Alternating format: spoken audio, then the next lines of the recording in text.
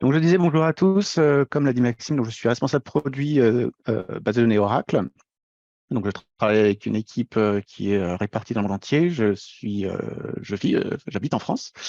Même si les slides que vous verrez aujourd'hui seront en anglais, parce qu'il y en a beaucoup, par contre, tout le détail sera en français. Et on tentera de répondre à toutes les questions, y compris après dans le channel Slack que je vous invite à rejoindre.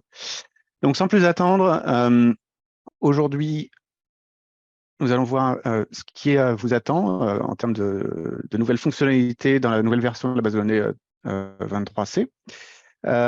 Et surtout à mettre l'emphase, bien sûr, comme le veut la semaine, sur les aspects de développement d'applications.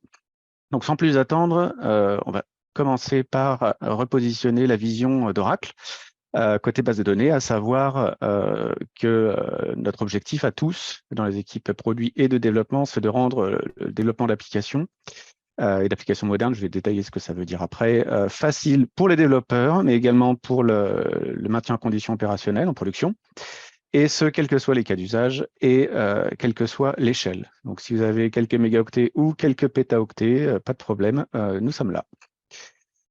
Donc, traditionnellement, je reprends un peu d'historique. Sur les bases de données, on a deux grandes classes. On a toujours deux grandes classes de bases de données. À gauche, les bases de données relationnelles où on va stocker les données en ligne pour les aspects plutôt transactionnels ou LTP. Et puis à droite, plutôt des data warehouse où, comme l'indique l'icône, on stocke les données en colonne pour de meilleures performances, meilleure compression, etc. Donc ça, c'est à peu près les deux aspects traditionnels des bases de données qu'on avait jusqu'à présent. Et depuis, bon, maintenant ça commence à faire quelques années, mais on a tendance à vouloir ajouter de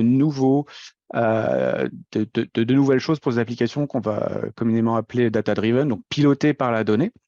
Et donc, on va passer par des nouvelles technologies pour gérer des nouveaux types de données d'une part. Donc voilà, c'est là où on va parler de documents XML historiquement, puis JSON depuis maintenant presque une dizaine d'années quand même.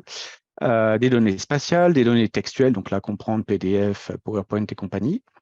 Et côté analytique, au-delà du data warehouse, on voit que de plus en plus, donc il y a une journée dédiée sur le sujet, mais que le machine learning va avoir de plus en plus d'intérêt et d'intégrer tout ça au sein même des moteurs de base de données. L'aspect graph commence à être vraiment émergent, et j'aurais un mot à dire là-dessus. La notion de lakehouse, donc avoir les données à la fois sur un data lake et accessible cependant depuis le data warehouse. Et puis côté workload, eh bien, le monde des microservices fait parler de lui, quel que soit le sujet. Et on parle aussi maintenant de plus en plus de géodistribution de bases de données, bon, pour plein d'aspects, résilience, mais aussi de proximité, de latence, voire d'avoir les données vraiment dans un pays et qui n'en sortent pas.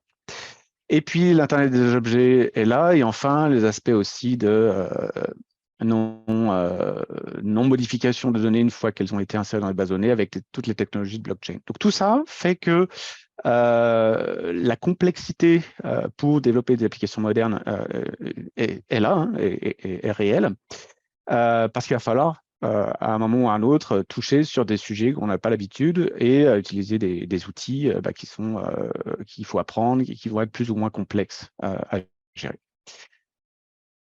Donc, comment, par rapport à ces challenges, on déroule la vision.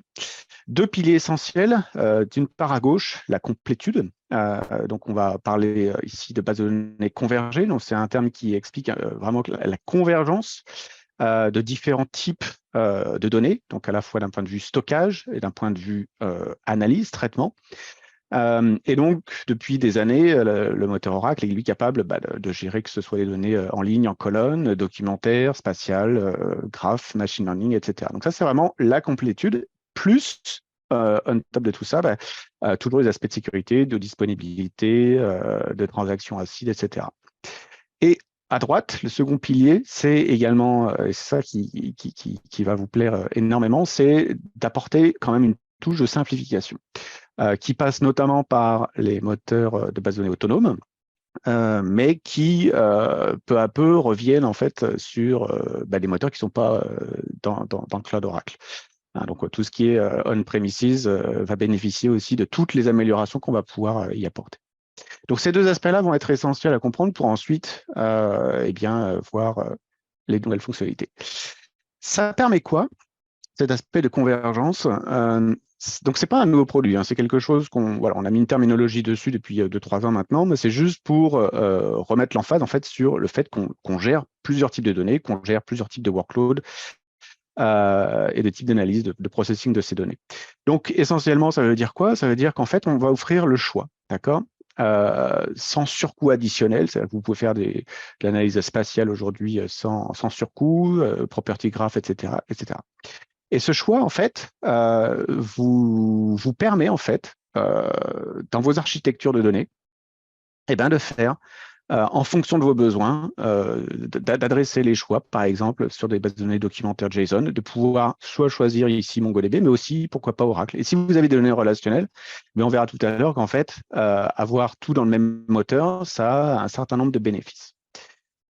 Le choix, c'est vraiment ce que montre ce slide, hein, c'est que vous allez avoir des briques que vous allez pouvoir choisir. Et en termes d'intégration, j'aime à dire que le langage SQL va remontrer en fait sa force. Voilà, l'intégration, par exemple, au sein d'une même base de données d'Oracle, de données relationnelles, spatiales et documentaires, c'est ni plus ni moins qu'une jointure. Voilà, donc en termes d'intégration, ça se pose quand même, c'est intéressant. Les intégrations également qu'on va pouvoir mettre en termes de multiples databases, on a des technologies. Donc, vous avez sans doute entendu parler de Oracle Golden Gate ou ODI, Oracle Data Integrator, pour tout ce qui est ELT. Également, tout ce qui est interopérabilité va être important. Donc, il y a une session cet après-midi que je vous recommande sur les services REST. Et également l'accès à d'autres bases de données hétérogènes, que ce soit d'un point de vue SQL ou d'un point de vue via de l'object storage. Donc, on supporte de multiples clouds maintenant. Donc, l'aspect multi-cloud va avoir aussi un intérêt majeur nous concernant. Et ensuite, pour le support des microservices, vous verrez que de plus en plus, on a voulu simplifier en fait ces aspects-là. Notamment, depuis un peu plus de 10 ans, on a la notion de pluggable database qui permet d'avoir des containers dans une base de données, en fait. Hein, c'est un peu ça l'idée. Et donc, du déploiement rapide, mais aussi, voilà, si on associe par exemple une pluggable database par microservice, c'est bien d'avoir une consistance, par exemple, au niveau du backup ou du disaster recovery, etc. Donc, pas mal de choses à voir. Kafka Gateway, on va en parler un petit peu au travers des Transactional Events Queue tout à l'heure. Et également tout ce qui est opérateur Kubernetes, voilà, qu'on met à disposition maintenant. Donc pas mal de choses peut-être que vous découvrez, mais en tout cas sur lesquelles on agit pour le bénéfice de tous, et notamment des développeurs. Donc sans plus attendre, la grosse annonce qui date du 4 avril, ça fait presque 2 mois, c'est la sortie de la version 23C. Alors, je précise un petit peu ce que ça veut dire, mais surtout de voir que l'emphase est vraiment sur l'application simple, c'est le motto, hein. Et que la 23C, c'est vraiment la prochaine, ce qu'on appelle la long-term support release, donc avec un peu plus de 8 ans de support. Donc, la transition de la 19C, qui est la LTS courante, vers la 23C, va passer soit par un upgrade direct de 19C ou de 21C vers la 23C. Sinon, il faudra faire le pas, si vous êtes encore dans des versions inférieures, vers une version 19C, par exemple. Donc, la 23C a rappelé que la 21C était une version plutôt dite innovation. Donc, ça va être la combinaison, en fait, de toutes les nouvelles fonctionnalités de la 21C pour vous, pour ceux qui n'ont pas touché à la 21C, et de la 23C. Donc, le cumul des deux offre un panel de nouvelles features qui est assez riche. Notamment avec, par exemple, en 21C, on avait le type JSON natif avec de l'encodage binaire. Donc, vraiment des choses à revoir peut-être ou à redécouvrir côté 21C. Et la 23C, ça va être le focus d'aujourd'hui. Donc, on va voir d'abord la version free, Free Developer Release. On va voir qu'on va pouvoir avoir des procédures stockées, la gestion de modules en JavaScript au sein de la base de données. Une fonctionnalité qui fait beaucoup parler d'elle, avec l'unification du monde relationnel et JSON, qu'on va appeler les JSON Relational Utility Views. Les graphes de propriété également, très en vogue et pour de bonnes raisons. Et l'aspect transactionnel et microservices, on en reparlera juste avant de clore la session. En dernier lieu, vous voyez la simplification de tout ce qui est langage SQL pour la base Oracle. Et c'est vraiment quelque chose en fait que j'ai voulu distiller tout au long de la présentation. Donc, on ne va pas le voir à la fin, mais on va le voir un peu partout entre chaque grand chapitre. Et donc, sans plus attendre, voyons ce qu'est cette version, cette nouvelle version. Si vous ne la connaissez pas, voilà, vous pouvez la télécharger directement en suivant le lien, ou je vous mettrai d'autres méthodes, notamment autour d'images Docker par la suite. Donc, la version 23, c'est free. C'est en fait un écho, quelque part, à la version Autonomous Database Always Free, qui est disponible en version 19C et 21C. Et donc, la version, en fait, celle qui va nous intéresser, c'est vraiment la 23C Free Developer Release, donc qui n'a que 2 mois, mais qui a un intérêt très, très intéressant. C'est que d'une part, elle est gratuite. D'autre part, d'un point de vue licence, on est c'est hyper intéressant. Il n'y a pas besoin de cliquer. Vous pouvez directement accéder au binaire en cliquant sur le lien et en téléchargeant. Mais également, la vraie grosse nouvelle, c'est que cette version est mise à disposition en avance de la disponibilité générale, tout simplement pour pouvoir faciliter en fait les développeurs de librairies, de frameworks et commencer d'ores et déjà à intégrer les nouvelles fonctionnalités sans attendre la disponibilité voilà, de la version 23C, ce qu'on appelle GA, donc General Availability, qui va venir d'ici quelques mois. Quelques rappels sur cette version free. Donc, elle vient avec un certain nombre de fonctionnalités. Elle va être limitée en termes de ressources, donc 2 gigaoctets de mémoire, 2 threads CPU, 12 gigaoctets de stockage sans compression. Vous pouvez rajouter de la compression derrière. Et puis, elle est pas limitée en fait en termes de nombre de pluggable databases, sachant que vous pouvez les mettre offline également lorsque vous ne vous en servez pas. Je vous ai mis ici le lien pour le support. Donc, on a un support communautaire auquel je participe. Donc, vous avez un forum dédié si vous voulez poser des questions, faire des retours. Donc, ce n'est pas encore la version GA, la 23C Free Developer Release, mais on s'en approche. Donc, elle est vraiment déployée, mise à disposition pour vous avant le cloud et avant la phase de GA. Toutes les fonctionnalités de l'Enterprise Edition, sauf quelques-unes, sont disponibles. Et en termes de release, donc, comme je vous le disais, il y a des images Docker. Et donc, mon chef, Gérald Wenzel, a travaillé depuis de nombreuses années maintenant pour réduire en fait l'empreinte des images Docker. Donc, on a maintenant plusieurs images. Et vous voyez que la dernière, 757 mégaoctets, on se rapproche quand même de choses hyper acceptables vu toutes les fonctionnalités qu'on va retrouver à l'intérieur. Sur justement ces aspects, donc je vous ai mis quelques métriques. Donc, ça, ce sont des tests sur mon laptop avec une connexion à 100 mégaoctets, voilà, enfin 100 mégabits, pardon, classique. Et donc, en déployant un conteneur Slim, justement, donc en 68 secondes, donc je download toute l'image et en 25 secondes, j'ai le startup qui s'effectue. Donc, on est loin des demi-heures, voire des heures passées à devoir cliquer et regarder dans la documentation. Hyper agréable, je m'en sers quasiment tout le temps maintenant. Un collègue a créé aussi et maintient des GitHub Actions. Donc là, pour l'instant, pour la version free, mais il y a ORDS et SQLCL aussi qui vont bientôt arriver. Et ensuite, eh bien, à partir de là, soit vous commencez à travailler avec la pluggable database free PDB1 qui existe au déploiement, ou alors vous pouvez en créer d'autres. Voilà, donc, créer une pluggable database, c'est un peu de code, mais en fait, en termes d'efficacité, on est sur 3 secondes la création et 3 secondes à l'ouverture. Donc, hyper rapide et il n'y a pas besoin de redéployer tout le container. Les schémas aussi peuvent être assez intéressants dans un écosystème CI/CD où vous voyez ici qu'on parle en termes de millisecondes pour le provisionnement finalement d'un espace de nommage où vous pouvez créer tous vos objets, vos tables, vos vues, vos séquences. Donc, juste à rappeler ces quelques métriques. Également, donc j'ai mis quelques en gras un peu toutes les fonctionnalités d'Enterprise Edition qui sont disponibles dans sa version Free Developer Release. Voilà, il y a vraiment des choses à regarder comme par exemple tout ce qui est in-memory processing, donc les données en colonne en mémoire. Beaucoup de choses sur la sécurité, un peu sur la haute dispo, etc. Donc vraiment hyper riche. Je vous recommande franchement de faire un tour côté release notes parce que donc à la fois 23C et 21C, il y a des bonnes trouvailles hyper sympathiques. On verra tout à l'heure aussi tout ce qui est machine learning. Côté driver, donc c'est là où ça va vous intéresser côté développement. Donc les drivers 23C sont disponibles sur Maven Central. Je vous ai mis ici voilà, comment y accéder, donc pas de problème.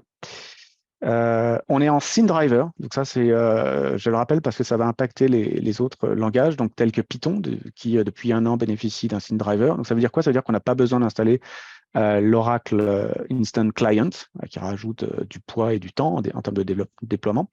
Ça existe depuis un peu plus d'un an. Ça reste compatible avec Oracle Instant Client, qui va offrir quelques fonctionnalités supplémentaires, notamment de haute disponibilité. Et l'annonce qui a été faite justement hier, c'est ce SynDriver pour le monde JavaScript, pour Node.js. C'est que voilà, enfin on a ce SynDriver, donc en termes de taille, on est sur 240 fois plus petit. On passe 240 mégaoctets, finalement, c'est à peu près l'empreinte de l'Oracle Instant Client, comparé à 1 mégaoctet en JavaScript. Et puis le bénéfice, c'est qu'on a aussi un petit peu de gain en termes de performance. Côté .NET, on a toujours été en SynDriver. Le SynDriver pour la version 23C arrive prochainement. Donc ça veut dire quoi? Ça veut dire qu'avec ces SynDrivers, vous pouvez d'ores et déjà commencer à développer, par exemple, sur des architectures qu'on ne va pas supporter pour le moment en termes de voilà, tout ce qui est processeur ARM, par exemple, ou des OS mentionnés ici. Passons maintenant sur l'aspect SQL, donc en termes de simplification et de toutes les nouveautés qu'on a rajoutées. Donc, comme je vous le disais, je vais en distiller tout du long, notamment pour comprendre les exemples de code sur des fonctionnalités un peu plus majeures. Donc, on va commencer par le nouveau DB Developer Role. Donc ça, c'est un tout nouveau rôle qui est rajouté en 23C. Ce rôle va être intéressant, notamment pour les développeurs qui n'ont pas envie de passer, comme moi, beaucoup de temps à gérer tous les privilèges pour avoir le droit de créer des tables, puis créer des vues, créer des séquences. Donc là, vous attribuez le rôle DB Developer Role et vous héritez automatiquement d'un certain nombre de rôles qu'on a regardé, qu'on a voulu à la fois secure et qui permet, par exemple, de faire des plans d'exécution sans trop se fatiguer. Donc, ce DB Developer Role, voilà, c'est peut-être l'une des deuxième commande, la deuxième commande que vous allez vouloir lancer lorsque vous allez créer un user. Je rappelle juste, voilà, dans le nom du rôle, il y a développeur, donc ce n'est pas un rôle qui se veut être retrouvé en production. Juste petite précision pour nos amis DBA qui sont là. Une autre fonctionnalité très attendue et qui est hyper plaisante, voilà, c'est de pouvoir faire des requêtes select avec des expressions simples. Alors, ici, avec une colonne, mais vous pouvez sélectionner plusieurs colonnes, mais sans avoir besoin d'écrire la clause from dual hyper connue dans le monde Oracle. La table dual ne disparaît pas. C'est très, très grosse précision parce que ça fait des émules sur Twitter. Donc là, voilà, vous pouvez continuer de faire du from dual, mais en tout cas, sachez que maintenant, vous pouvez écrire des expressions SQL de la sorte. L'autre nouveauté, alors qui est combinée un peu 21C et 23C, ou peut-être même 19 d'ailleurs, c'est cette capacité à créer également des documents JSON. Donc générer un document JSON, vous pouvez utiliser cette expression-là, ensuite en mettant le champ et la valeur qui va être issue par exemple d'une fonction ou directement d'un nombre. Et la nouveauté en 23C, c'est que vous allez pouvoir utiliser justement cette nomenclature-là pour créer des tableaux. Alors des tableaux soit de scalaire, donc ici par exemple on a un vecteur, mais aussi, pourquoi pas, de données qui viennent d'une requête SQL, voire d'objets, donc des tableaux d'objets. Donc, hyper pratique, hyper simple, intuitif. Voilà. Donc, ça, pareil, je vous recommande l'usage. Quand on a essayé, on ne peut plus s'en passer. Et donc, Ces fonctionnalités, on va voir comment on va s'en servir pour cette nouvelle façon en fait d'écrire des procédures stockées en utilisant cette fois-ci le langage JavaScript. Donc ça a commencé à être mis à disposition en version 21C, donc ce qu'on appelle le Multilingual Engine, multilangage. Donc c'est cette capacité à créer des procédures stockées avec le langage JavaScript. Voilà, donc on commence par JavaScript, il y a d'autres langages qui sont prévus, et ça c'est rendu possible grâce en fait à la technologie qui est sous-jacente, à savoir la GraalVM et son aspect polyglotte. Donc on va supporter l'écriture de procédures stockées en JavaScript. Ça permet quoi? Ça permet par exemple d'être un peu plus à l'aise pour les développeurs qui ont ces capacités à écrire, enfin qui connaissent le JavaScript, donc qui viennent plutôt, on va dire, du côté front-end, back-end, mais là d'être plutôt à l'aise finalement au sein même de la base de données. Et ça va offrir quoi? Donc je rappelle juste un des gros intérêts des procédures stockées, c'est d'éviter toutes les latences réseau entre le back-end et la base de données. De la même manière que JavaScript est utilisé sur les navigateurs, plutôt que voilà, avoir faire tous les accès réseau avec le serveur de front-end ou back-end. Donc ça, c'est un intérêt très simple. On va voir quelques exemples juste après. On va supporter la version ECMAScript 2022. Et ensuite, l'un des gros intérêts, ça va être aussi de voir l'intégration finalement de ces fonctions qu'on va pouvoir exporter et utiliser au sein de vos requêtes SQL ou de votre code PLSQL lui-même. Donc, hyper intéressant, très complet. La version 21C n'était qu'un petit morceau finalement, et là, la fonctionnalité complète est maintenant disponible. Donc, avec ça, on va pouvoir créer des modules, des environnements. On va voir juste après ce que ça veut dire. On va pouvoir, par exemple, créer des fonctions qu'on va dire inline, avec du code JavaScript. Donc là, vous voyez, vous avez une partie ici un peu syntaxe proche du PLSQL qui vont demander au moteur MLE, dans le langage JavaScript, finalement, de me compiler ce bout de code en fait JavaScript et que je vais pouvoir réutiliser derrière très simplement en SQL. On peut faire plus compliqué. Donc là, un autre exemple, plutôt dans le monde OpenAI des embeddings, où j'ai voulu montrer voilà, que très simplement, on peut avoir un calcul de similarité de vecteurs. C'est pour ceux qui connaissent, c'est mis à disposition, c'est disponible tout de suite. Et avec les notations de JSON en mode colonne comme ça, c'est vecteur, pardon, c'est hyper agréable. Donc, ça, c'est rendu possible avec le monde JavaScript, avec le support du JavaScript. Et vous voyez que en termes de codage, pour ceux qui viennent du monde Java, encore une fois, et JavaScript, je copie-colle du code et j'ai juste un peu de syntaxe au-dessus à définir. Si on rentre un peu plus dans le détail, donc on va avoir la nouveauté par rapport à la 21C, c'est cette capacité de créer des modules. Donc les modules sont des objets qui sont gérés par le moteur de base de données, qui sont accessibles via des vues dans le dictionnaire. Je peux aller voir tous les modules et tout le code source qui sont disponibles. Et ça va me permettre de regrouper finalement tout un ensemble de fonctions qui vont vont avoir un aspect commun. Donc là, je vous mets un exemple à droite avec une fonction que je vais pouvoir exporter. Je vais pouvoir également, hyper intéressant, versionner ces modules-là. Et ensuite, la partie plus PLSQL pour faire finalement la glue entre le monde SQL et le monde JavaScript. Voilà, c'est ni plus ni moins qu'une petite syntaxe à connaître. Où on va ensuite demander à aller chercher la fonction hello dans le hello module, hein, ici et ici. Et ensuite, on va juste spécifier la signature que l'on veut retrouver. Donc ici, hello, string, voilà, ni plus ni moins. Et maintenant, je peux utiliser ma fonction qui, elle, est définie au sein d'un module. Les modules, on va venir avec, on va avoir des built-in modules qui vont permettre tout un tas de choses, notamment de faire du SQL, hein, qui va inclure également l'API Soda simplifiée. Donc, je vous donne un exemple après, mais l'API Soda, c'est travailler sur des documents JSON un peu en mode style NoSQL, donc sans faire de SQL. Également, un autre module built-in pour accéder à tout ce qui est valeur et type PLSQL.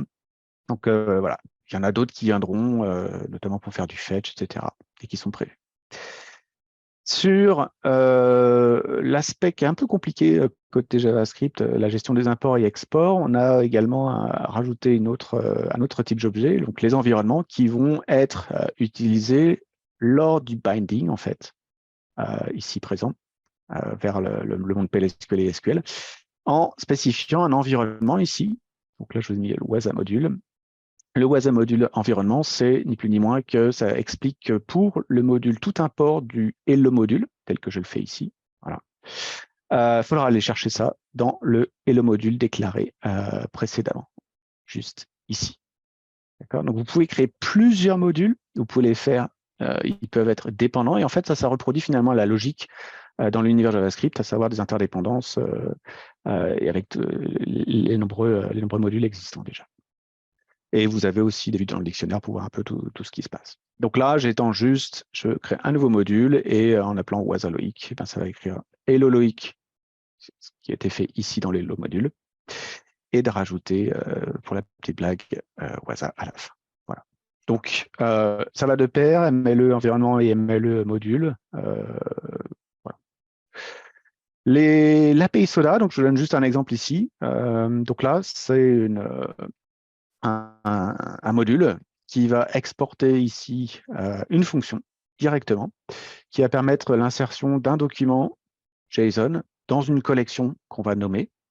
Et vous voyez ici, en fait, il n'y a absolument pas de SQL, il y a juste la gestion ici. J'ai mis pour exemple de la transaction au sein de la fonction, mais on n'est même pas obligé, on peut le faire, et parfois c'est mieux d'ailleurs, on peut le faire à l'extérieur de la fonction. Je recrée ici mon mapping en fait avec le monde JavaScript et PLSQL, et ensuite je n'ai plus qu'à exécuter cette fonction PLSQL qui, elle, va aller invoquer du JavaScript derrière. Donc dans la collection Loïc, je vais pouvoir stocker ce document JSON. Voilà, donc très simple. Ici, j'ai mis voilà, une petite note ici que vous pouvez reprendre à tête reposée pour la gestion des droits. C'est le temps de faire une petite démo. Donc, j'ai réalisé un post dans un blog il y a quelques semaines qui reprend en fait ce que je vais vous montrer, qui est ni plus ni moins que l'intégration de la librairie Chance JavaScript, donc une librairie que j'ai trouvée comme ça sur Internet, qui va me permettre de faire la génération de nombres aléatoires. Et vous allez voir le fait que l'intégration finalement, elle va être plutôt simpliste, mais également bah, vous allez pouvoir voir la richesse en fait de toutes ces librairies disponibles, et leur méthode d'intégration va être particulièrement intéressante. Donc je vais basculer sur Visual Code Studio. Donc là, vous voyez que j'ai un container qui est démarré. Donc ça, je vais pouvoir le faire disparaître. Et ensuite, sur la droite, bah, la première chose que je vais faire, c'est de créer l'utilisateur développeur. Donc là, tout est en local. Et donc, je vais reprendre juste ce bloc-là. Je suis connecté à la FreePDB1 disponible par défaut. Donc, je prends ce code-là, j'exécute. Et je vais pouvoir ensuite me connecter à l'utilisateur développeur. Vous voyez ici que j'utilise le DB Developer Role, ce qui fait qu'en fait, ici, il y a tout un tas de choses que vous ne voyez plus et qui me rendent la vie beaucoup plus simple. J'en ai rajouté, ça sera réintégré, notamment celle-ci, dans le rôle lors de la sortie de la version G1. Donc, je sors, je vais me reconnecter cette fois-ci en développeur. Et je vais pouvoir lancer un script ici pour faire l'intégration finalement de cette librairie Chance. Donc, je reviens juste un peu sur ce que j'ai fait. J'ai créé un directory. Le directory va me permettre d'accéder à ce répertoire, donc sur le file system de la base de données dans l'image Docker. Et je l'ai mappé en fait avec ce fichier, enfin ce répertoire ici, MLE, où j'ai téléchargé finalement la librairie chance.js. Donc, ce qui va être fait par le script ici, c'est que la première chose ici, voilà. Donc là, je définis quelque chose pour le client pour ne pas avoir de problème par la suite. Tout ça, c'est expliqué dans le blog post, et je mettrai le lien dans le channel Slack. Et ensuite, voilà, je crée le module. Donc là, je charge le fichier JavaScript dans la base de données. Il est installé. Ensuite, eh bien, en fait, je vais créer un autre module. Donc, je vais avoir besoin d'un environnement pour tout ce qui est gestion d'héritage. Et ensuite, j'ai créé un autre module donc pour étendre Chance et lui rajouter quelques fonctionnalités qu'on peut retrouver dans l'autre librairie qui s'appelle Phony.js et qui a quelque chose de super intéressant, c'est à savoir je ne vais pas lui faire ça, c'est pas, c'est un peu lent à l'affichage à droite. Je vais le charger directement dans un script SQL. Vous allez voir, ça va être beaucoup plus rapide. Hop, voilà. Et ça montre les exemples en même temps. Donc, je vais revenir un peu plus haut. Donc, j'en étais où? Je crée ce nouveau module. Ensuite, je crée le package Chance. Donc là, c'est tout le mapping. C'est un peu compliqué, mais on pense faire de l'outillage pour justement simplifier toute la gestion des signatures. Et ensuite, eh bien, j'ai plus qu'à l'utiliser. C'est-à-dire qu'en fait, là, je vais pouvoir utiliser ce genre de requêtage qui va me générer aléatoirement une chaîne de caractères. Je vais pouvoir la configurer avec un document JSON, longueur 5 maximum. Je vais pouvoir faire des nombres aléatoires ici, générer 7 lignes avec cette approche. Donc, il n'y a pas le from dual, le fameux. Je vais pouvoir générer des nombres premiers, je vais pouvoir générer des numéros de carte de crédit, etc., etc., etc. Donc là, c'est expliqué dans la doc pourquoi il y a une erreur et c'est corrigé par la suite. Adresse aléatoire, time zone aléatoire, et ensuite la notion de template, c'est ça que j'apprécie beaucoup. Si on prend cet exemple-là, par exemple, donc si j'invoque template avec un document JSON et des propriétés ici, name, donc pourquoi est-ce que je mets les deux? En fait, name ici, le second paramètre, ça va être finalement un chance.name qui va être invoqué. Et donc, ça me produit des documents JSON aléatoires avec plusieurs propriétés qui peuvent être imbriqués selon ce que je fais. Donc là, par exemple, on peut voir les cas d'usage pour des démos ou pour la génération de tests pour du CI/CD hyper intéressant. Donc voilà, tout est voilà, c'est juste une démo rapide. Donc je vais pouvoir revenir sur les slides. On continue avec le SQL.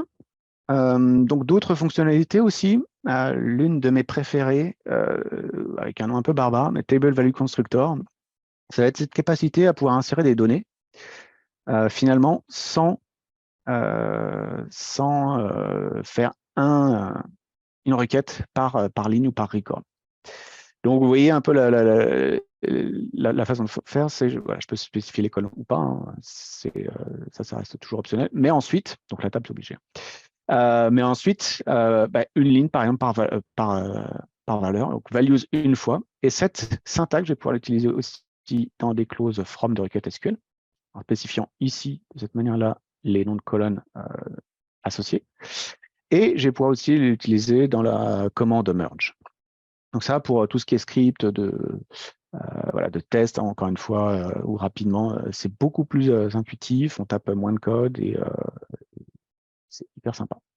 L'autre aspect côté développement aussi, c'est enfin la syntaxe if not exist, lorsqu'on va créer des tables, donc hyper pratique.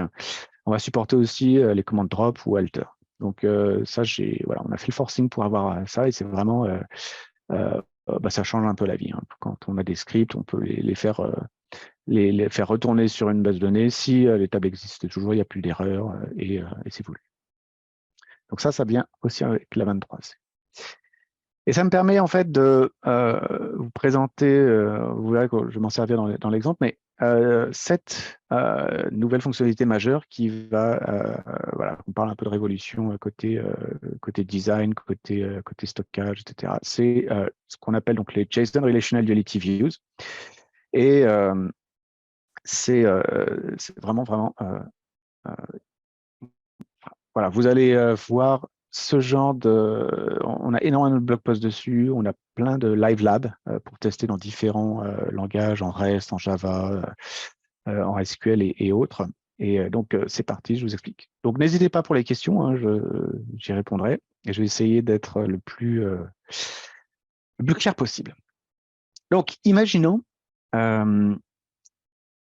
voilà, application classique à développer un emploi du temps pour des étudiants. Donc, vous voyez ici une application sur un mobile avec ici toutes les informations classiques qu'on va retrouver dans un emploi du temps. Celui de Jill, en l'occurrence. Les données, on va pouvoir les positionner, les insérer dans des tables relationnelles avec généralement un modèle normalisé. Et ici, donc, au nombre de 4, donc la table des étudiants, la table des professeurs, la table des cours et une table d'association qui va permettre d'associer à un cours donné un étudiant. Jusque-là, pas trop compliqué. Donc, généralement, quand on est développeur, voilà, on aime quand c'est simple. Et en fait, ce qu'on aimerait, c'est notamment, lorsqu'on va accéder à ces informations-là pour présenter, par exemple, cet écran, c'est avoir une seule opération de base de données qui va retourner d'un seul coup toutes les données de l'application. Voilà. Et ça, c'est quelque chose qu'on voit de plus en plus, la simplification de l'accès, un accès, plutôt que N requêtes SQL qui peuvent être générées par des frameworks, hein, ça va sans dire. Mais voilà, avoir ces aspects plutôt de simplification. Et donc, c'est là qu'on va voir apparaître la notion de document JSON, qui plus est dans le monde mobile notamment, pour tout ce qui est format d'échange. Vous voyez à droite la représentation qu'on pourrait vouloir des données, et en fait, ensuite, les méthodes put et get pour montrer voilà, que ce sont des web services, restent classiques. Donc, je rappelle, mais peut-être que certains vont découvrir, que la base de données Oracle sait gérer des données JSON depuis 2014, avec des fonctionnalités qui ont été rajoutées et très riches depuis, notamment avec le support du standard SQL 2016. Et on fournit également des API. Donc, j'ai évoqué tout à l'heure l'API Soda, mais également, on en parlera cet après-midi, une API compatible MongoDB pour traiter du JSON simplement avec des API limite sans SQL. On fournit cependant tout l'artifice SQL pour pouvoir accéder, traiter, modifier ces données dans le langage SQL et donc hériter notamment de toutes les optimisations. J'en ai mis une, par exemple, les requêtes SQL en parallèle, donc qui fonctionnent sur plusieurs threads. Et également le support de tout ce qui est consistance de transactions acides, et ce, quelle que soit la taille des documents, le nombre de documents, la durée de la transaction, etc. Donc tout ça, on sait gérer déjà. Cependant, quand bien même on saurait faire tout ça, il y a quand même, voilà, lorsqu'on veut stocker par exemple nos données en mode JSON, ce qui paraît le plus simple ici, hein, on va être quand même confronté à quelques limitations de ce choix que je rappelle ici, à savoir que lorsqu'on stocke des données dans les documents JSON, on va avoir quelque part à modéliser quand même si ça reste flexible, mais modéliser les données pour différents, notamment, cas d'usage. Et c'est quand ces cas d'usage-là vont être différents, et notamment, donc ici, j'en expose un, lorsqu'on va avoir plusieurs étudiants, eh bien, il se peut que dans les tableaux, on ait plusieurs fois le même cours. Donc là, on va avoir la duplication de données. Alors, c'est un choix, hein. Mais ça veut dire quelque part que derrière, gérer, par exemple, la modification du professeur d'un cours, ça va vouloir dire aller modifier plusieurs documents JSON. Donc, ça peut être lourd à traiter, ça peut être compliqué. Là, c'est un cas simple, hein, mais ça peut être, voilà, quand je gère, par exemple, des produits, etc., ça peut vite devenir assez compliqué. Donc, ça, c'était pour un scénario. Maintenant, imaginez, je rajoute un autre cas d'usage, à savoir ici, eh bien, la gestion, finalement, pourquoi pas l'emploi du temps des étudiants, mais également l'emploi du temps des professeurs. Et c'est là où on va voir que l'application va encore une fois montrer des données redondantes, redupliquées, et qui vont être encore une fois de plus en plus peut-être compliquées à gérer. En tout cas, il faut faire attention pour ne pas avoir d'incompréhension, par exemple, qu'un professeur soit à son cours et qu'il n'y ait aucun étudiant pour des problèmes de salle ou d'horaire. Donc, c'est là où ces problématiques sur l'évolution de vos applications et le rajout de cas d'usage par ailleurs peuvent être compliquées. Donc, idéalement, on aimerait finalement avoir voilà, les avantages du monde relationnel, à savoir le problématique que je vous ai exposé à l'instant dans le monde JSON existe, mais dans le monde relationnel, si votre modèle relationnel il est bien fait, hein, avec ni plus ni moins que voilà, une forme normale, une troisième forme normale et des vulgaires foreign key et primary key, ça n'existe pas. Voilà. Dans le monde relationnel, on peut aussi faire bénéficier de tout le requêtage SQL puissant avec toutes les dernières avancées, les fonctionnalités et compagnie, sans aucun problème.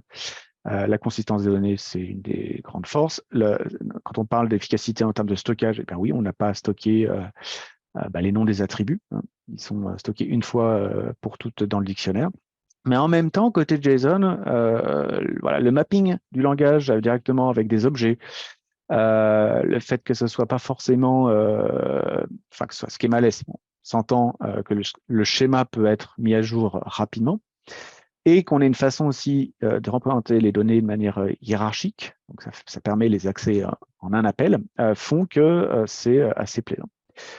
Et je rappelle aussi que avoir aussi toutes les innovations Oracle en termes de sécurité de dispo, voilà, si on pouvait avoir tout ça d'un seul coup, ça serait quand même très plaisant. Et donc, eh bien, c'est ce qu'on a fait dans le moteur 23C. Donc, là, on a appelé ça JSON Document Relational Duality. Et en fait, c'est cette capacité finalement à pouvoir mixer tous ces avantages ensemble. Et je vous en parlais tout de suite. Donc, manière vraiment, voilà, avec 50 000 pieds de haut, c'est pour bénéficier de toute la simplicité du modèle JSON en matière de gestion de use case, mais on hérite de toute cette simplicité aussi sur les multiples use cases qu'on va pouvoir adresser grâce voilà, aux aspects relationnels qui vont être sous-jacents. Donc, comment ça marche? Donc, c'est JSON Document Relational Duality. Donc, ce sont des vues, des views. Et essentiellement, les données vont être stockées sous forme de lignes dans des tables. Ça veut dire que si vous avez déjà des modèles relationnels qui sont corrects, vous allez pouvoir directement brancher des vues JSON Document Relational Duality par-dessus et automatiquement avoir exposé vos données dans un format JSON. On va pouvoir y accéder à ces vues en lecture, mais également en écriture. Vous allez pouvoir modifier au travers de ces vues, donc vous indiquez, vous insérez des nouveaux documents JSON, et automatiquement, en fait, vous allez voir que le mapping document JSON et table relationnelle va se faire automatiquement par le moteur de base de données. La seule chose à faire, ça va être finalement de travailler sur la déclaration de ces vues. Et donc ici, je vous expose voilà, une petite approche un peu didactique sur l'API GraphQL qu'on met à disposition cette fois-ci pour définir ces vues. Alors, on a vraiment pensé simplification. On peut le faire en SQL, mais on peut aussi surtout le faire en GraphQL. Donc si je prends la structure d'un document JSON que j'ai sur la droite, donc à savoir voilà, l'emploi du temps de Jill, on va aller finalement. La première chose à faire, c'est on va prendre notre modèle relationnel et on va commencer à mapper en fait les tables. Donc là, la table student en fait, et on va aller prendre toutes les propriétés. Donc je prends les champs, je prends les tables. Donc ça, c'est la deuxième étape, c'est le mapping des tables. Donc j'utilise une syntaxe assez simple et en fait les propriétés, pardon, les valeurs vont être les noms des tables. Donc on voit que la table des students, c'est finalement la hiérarchie du plus haut niveau de mes documents. Et ensuite, ici, Student Course, c'est notre fameuse table d'association. Pour faire du NM, rappelez-vous, le NM dans le monde JSON, ça peut vite tourner au cauchemar. Donc là, c'est géré. Et ensuite, je vais pouvoir déclarer mes cours et imbriquer dans mes cours les professeurs de mes cours. La petite clause unnest, vous allez voir, c'est juste pour aplatir finalement tout le document plutôt que d'avoir une hiérarchie au niveau du tableau. Voilà, donc ça, c'est la première chose, c'est je vais mapper mes tables sur ma vue. Ensuite, j'ai juste à mapper les attributs, donc ça va être les noms de colonnes. Et donc, il va falloir renseigner tout ce qui est student ID, donc les primary keys, course ID, teacher ID, schedule ID. Et ensuite, eh bien, on a juste à compléter avec les autres noms de colonnes. Voilà. Donc, c'est pas super compliqué. Et l'avantage que ça offre, je vous le disais, c'est que, en fait, lorsque vous allez vouloir avoir d'autres cas d'usage, donc là, j'indique que le point, en fait, d'accès de ma vue et de mes documents, ça va être l'étudiant. Lorsque ça va changer, donc là, je vous fais le modèle relationnel, 3 tables avec ici caché une table d'association. Quand je vais vouloir changer et passer au document avec des professeurs, sans redupliquer les données, elles sont sur un modèle relationnel, il n'y a rien qui bouge, je vais pouvoir créer un autre cas d'usage pour cette fois-ci aller taper sur l'emploi du temps des professeurs. Donc, je change juste le mapping, donc ça a un peu évolué, forcément parce que le parcours n'est pas le même. Je commence par les professeurs, ensuite j'ai un tableau de tous les cours auxquels ils participent, les informations du cours, la fameuse table d'association, j'aplatis tout pour avoir les étudiants, et voilà. Donc, sans dupliquer les données, juste de manière déclarative, j'ai d'ores et déjà 2 cas d'usage qui s'appliquent sur exactement les mêmes données, et c'est en format JSON. Ensuite, donc je vous disais, on peut y accéder avec différentes API, du REST notamment, mais aussi du SQL, ici, avec la dot notation. Donc là, la colonne data, c'est, dans ma vue, ça va être une colonne de type JSON. Et ensuite, je peux aller chercher directement les champs de cette manière pour filtrer. Ou alors, ici, donc ça va être l'API MongoDB. Je vais pouvoir directement invoquer depuis Mongo Shell, par exemple, ou mon application, du filtrage de cette manière-là. L'un des gros intérêts aussi, c'est la simplification en termes de gestion des données et de modification. Donc là, on a vu jusqu'à présent comment j'accède aux données. Maintenant, comment est-ce qu'on les modifie? Donc là, on appelle get. Typiquement, je récupère une application pour récupérer des documents JSON. Et ensuite, l'application va modifier les documents. Donc, c'est ce qui se passe à l'étape numéro 2. Et ensuite, lorsque toutes les modifications ont été faites, je vais pouvoir restocker. Donc, je vais refaire mon put de mon document dans ma base de données. À ce moment-là, ce qui va se passer, c'est que c'est la base de données qui va automatiquement gérer les problématiques de changement de données et notamment de consistance par rapport aux transactions. Donc ça, c'est hyper intéressant parce que non seulement j'ai rien à faire, à part de la déclaration, et ça on pourra le voir dans l'exemple juste après, mais notamment la gestion automatique des conflits va être réalisée également par le moteur et par la technologie sous-jacente. Donc là, ça veut dire quoi? Ça veut dire que en fait, on a implémenté dans le moteur de base de données de l'optimistic locking, sans avoir besoin de rajouter des colonnes, et également sans verrouillage dans tout le processus 1, 2, 3. Donc, je ne vais pas verrouiller de ligne et les verrous vont s'appliquer uniquement sur les données que je vais avoir à modifier dans les colonnes des tables modifiées. Donc, je vous invite à voir, il y a plein de live labs là-dessus. On mettra des liens sur le channel Slack.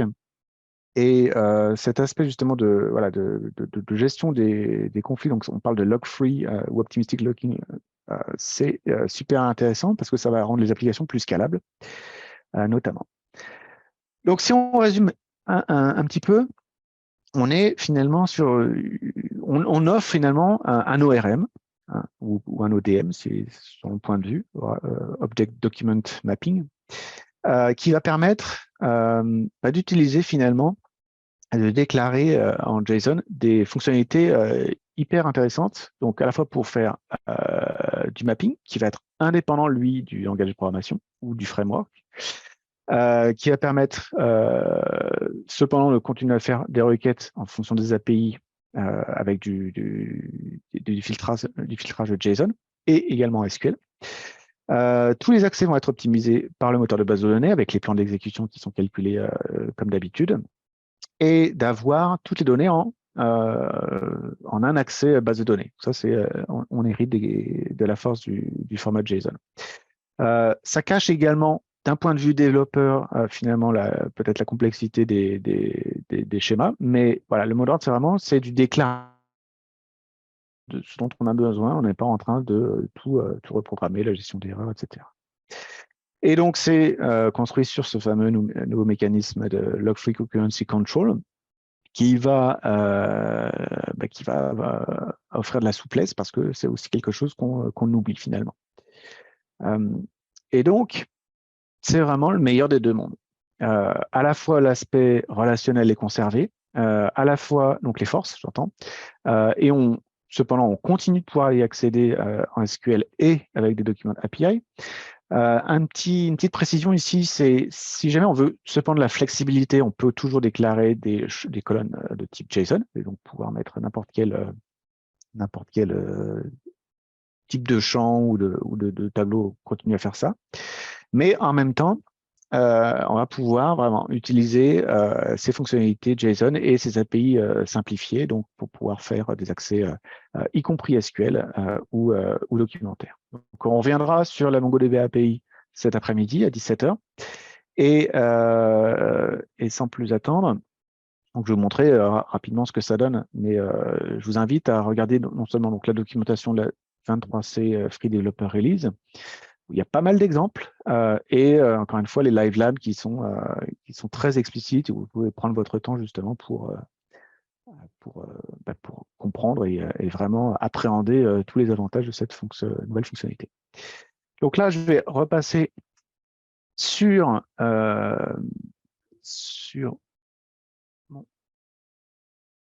base de données. Donc là, je vais prendre ce script, donc je vais l'exécuter aussi d'un seul coup. Voilà, faut pas s'inquiéter, je vais détailler vraiment ce qui aura été fait. Et l'intérêt, c'est vraiment de voir que, donc là, je vais recréer, voilà, c'est déjà fini. Donc, je vais recréer en fait tout mon modèle relationnel. Hein, donc, je fais mes fameux drop if exist. Je vais créer mes tables, table value constructor. Donc, je mets quelques données rapidement. Donc, j'ai la table des étudiants, des données. Je construis directement. Donc, je peux faire autant de JSON Duality View que je veux en fonction des cas d'usage. Ici, elle est déclarée avec l'approche SQL et je lui indique que je vais pouvoir faire des updates, des inserts et des deletes dessus. Sinon, je peux faire des vues en lecture seule aussi si je veux ou uniquement modifiable ou je ne peux pas supprimer par exemple. Donc là, voilà, ça commence là. Donc là, par exemple, JSON Serialize, c'est pour afficher finalement le contenu avec un formatage, on va dire pour les humains, de mon document. Donc là, ça reprend finalement, ça c'est un premier document. Et ce document-là, en fait, si vous regardez les données qu'il y a dans la table Students, c'est cette ligne-là. Donc il y a 3 colonnes. Info, je ne l'ai pas rempli. J'aurais pu. Et donc Jill, c'est ce document-là. On voit ici qu'il y a quelques métadatas. Ça va être utilisé notamment pour tout ce qui est optimistic locking. Ensuite, je vais faire un peu plus compliqué. Donc je vais rajouter la table des professeurs, rajouter 4 lignes, je vais rajouter des cours ici. Donc je rajoute les 4 cours. Et ensuite, la table d'association où j'associe des étudiants à des cours. Et c'est là où, là, ça devient intéressant, c'est, voilà, ici, j'ai ma vue qui va me permettre finalement d'avoir mon premier cas d'usage, l'emploi du temps des étudiants. Et lorsque je vais requêter cette vue-là, avec, ici en filtrant avec Jill, eh bien, je vais avoir directement les données qui vont être récupérées de mon modèle relationnel et qui vont être reconstruites au format JSON. Et ensuite, je vais pouvoir vraiment traiter ce document-là d'un point de vue au sein de mon application. On voit ici que Nest, ça a vraiment aplati toute la hiérarchie ici. Donc, on est à un seul niveau. Et on a vraiment les informations que je vais pouvoir utiliser pour, par exemple, l'affichage dans mon front-end. Alors, je n'ai pas mis d'exemple sur les modifications, mais je mets un autre exemple pour la gestion des professeurs. Et donc, sur exactement les mêmes données, une autre approche ici, où, par exemple, pour le professeur Anita, je vais avoir le tableau des cours auxquels elle participe, et ensuite, pour chaque cours, les informations du cours et les étudiants qui sont inscrits. Voilà. Donc ça, JSON Relational Duality View, je vous invite franchement à regarder, c'est très, très, très, très puissant. Et on continue.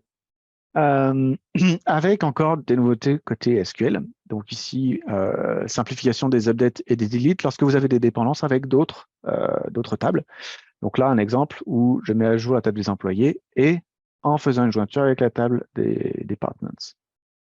Donc, la clause from également pour les updates et les deletes.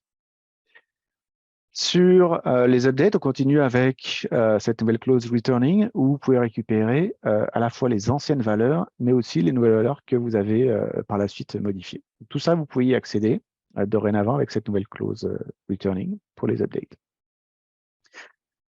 Et maintenant, passons à une autre fonctionnalité majeure, les données en graphe. Donc, les données en graphe sont en fait, il y en a partout. L'emphase, l'intérêt, c'est vraiment être sur les connexions, en fait. L'information cruciale, c'est comment les informations vont être connectées entre elles. Donc, les exemples typiques, les réseaux sociaux, mais également les transactions bancaires, avec l'affaire des Panama Papers, qui a été résolue grâce à notamment cette technologie-là, mais également les réseaux dans tout ce qui est système de transport, chaîne d'approvisionnement et autres. Dès qu'une connexion existe entre deux choses, pensez à structurer vos données en graphe. Et donc, comment on faisait avant? Ou comment on fait quand on ne connaît pas ces fonctionnalités-là ou qu'on ne les a pas encore? Eh ben, on passe par des requêtes SQL et finalement, les liens vont être implémentés au travers de jointures. Donc, si on prend un exemple dans le monde bancaire avec finalement des transferts qui sont faits entre différents comptes, ici B et E, les transferts, on va pouvoir y accéder avec des requêtes et faire des jointures. Donc, je prends ma table des accounts, from account, ça va être, je vais filtrer avec B.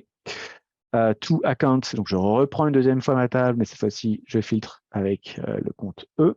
Et ensuite, je fais la jointure avec les transferts et je suis capable de retrouver mes informations. Donc ça, c'est ce qu'on fait classiquement dans le monde SQL. Le problème qui arrive très vite, c'est que quand je fais de l'analyse finalement, par exemple, de la gestion de fraude dans ces domaines-là, j'ai envie d'aller voir un peu plus loin, de dire, OK, transfert direct entre B et E, c'est intéressant, mais est-ce qu'il existe des transferts avec des comptes intermédiaires, avec un compte ou avec deux comptes intermédiaires? Et là, on va devoir faire, comme illustré ici, plusieurs sauts. Donc ici, on va parler de hops en anglais, et là, pouvoir faire deux intermédiaires, ça veut dire qu'on va avoir trois sauts. Donc, intermédiaire peut-être à trouver, un autre intermédiaire, et ensuite le transfert vers. Et ça, quand on l'écrit en SQL à droite, ça commence à très vite devenir très très long. Et donc là, on n'est que à deux intermédiaires. On peut avoir des cas de figure où on a 10 intermédiaires. Et donc là, les requêtes SQL deviennent des pages de code, des pages et des pages de code. Donc, ces aspects-là deviennent très simples en fait lorsqu'on prend cette vision finalement en graphe, où on va parler donc un peu de terminologie d'abord, et en anglais, ce sera plus simple pour tout ce qui est documentation. Est-ce que vous voyez mon écran? J'ai une petite. Oui, on voit bien ton écran, Loïc. D'accord, ok. Bon, alors ça n'a pas de moi. Pardon, je reviens. Donc, ces transferts, donc, dans le monde des graphes, on va parler de vertices, de nœuds, et les connexions, on va appeler ça des edges. Donc, ici, B et E sont des vertices, et le transfert ici est une connexion, c'est un edge. Donc, vertices et edge, dans un graphe, on va pouvoir y associer des propriétés, qui seront ni plus ni moins que des colonnes, en fait. Et une propriété, par exemple, d'un transfert, ça va être le montant du transfert. La propriété d'un EB, par exemple, ça va être le solde du compte.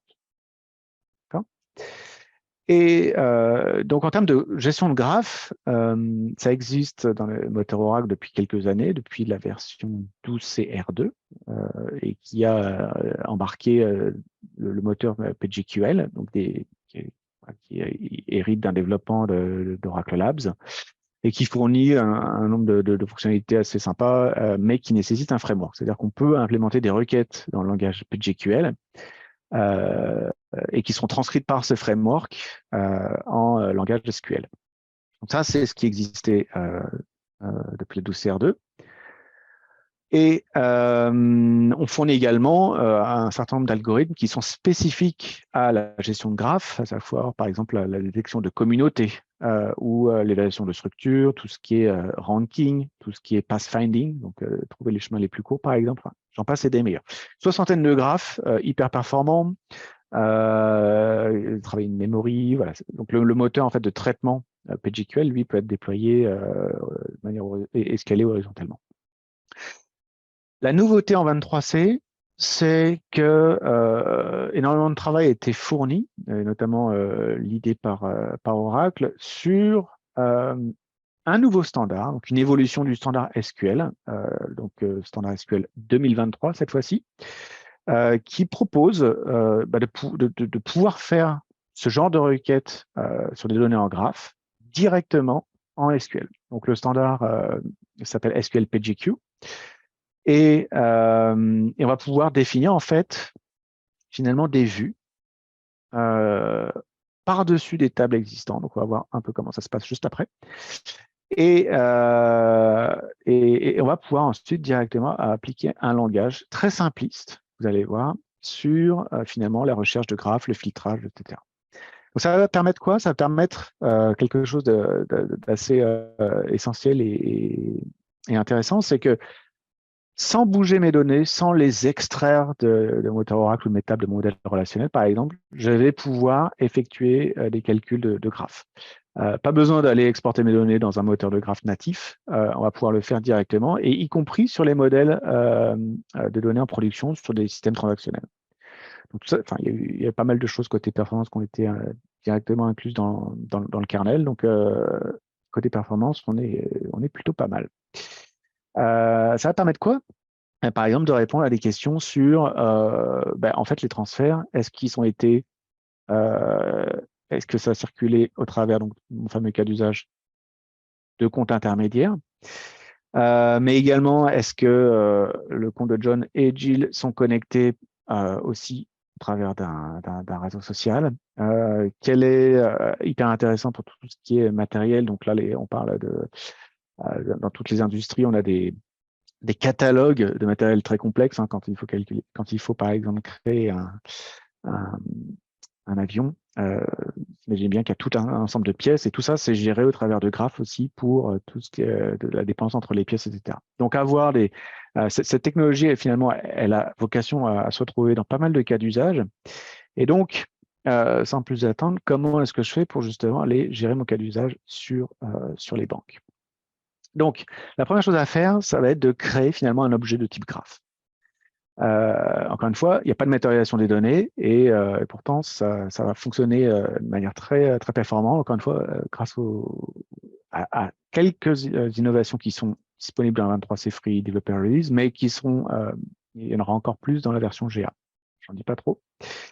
Donc, je crée mon property graph, qui va s'appeler bank graph. Je vais déclarer les tables qui vont, elles, participer à la notion de nœud. Donc ici, la table bank accounts. Et comme je disais, je vais pouvoir lui rajouter des propriétés. Donc ici, l'ID et le solde, ce qui va me permettre de filtrer dans ma requête par la suite. Je vais ensuite déclarer quelle est la table qui participe aux connexions. Et donc, ici, ce sera bank transfers, où j'indique ici colonne source, la colonne destination, et qui est fait référence à finalement quelle table côté relationnel. Je rajoute des propriétés ici pour indiquer voilà, les transferts, de quel montant est-ce qu'il s'agit. Ça reste suffisamment simple et explicite pour pouvoir ensuite continuer le cas d'usage. Sur, voilà, est-ce que je peux trouver jusqu'à deux comptes intermédiaires entre mes transferts B ou E. Donc rappelez-vous, entre 1 et 3 sauts. Donc, j'ai utilisé un nouvel opérateur, graph table. Première chose que je vais indiquer, c'est le nom du graphe que je veux requêter. Et ensuite, je vais indiquer des clauses. Vous allez voir, c'est assez sympa, la nomenclature. Et je vais commencer par spécifier les vertices entre parenthèses. Je leur donne un nom, comprendre que ce sont des alias. Et je vais pouvoir filtrer sur les propriétés de ces vertices. Donc là, je dis V1, ça va être le début, V2, la fin. Et ensuite, je vais pouvoir indiquer avec, sous forme comme un tableau, finalement, par quelle connexion je veux filtrer. Ici, je lui donne un petit nom, bank transfers, donc c'est n'importe quel edge bank transfer. Et avec cette nomenclature ici, donc déjà, ça va être directionnel. Vous voyez ici la flèche. Je mets ici le nombre d'occurrences, donc entre 1 et 3 sauts.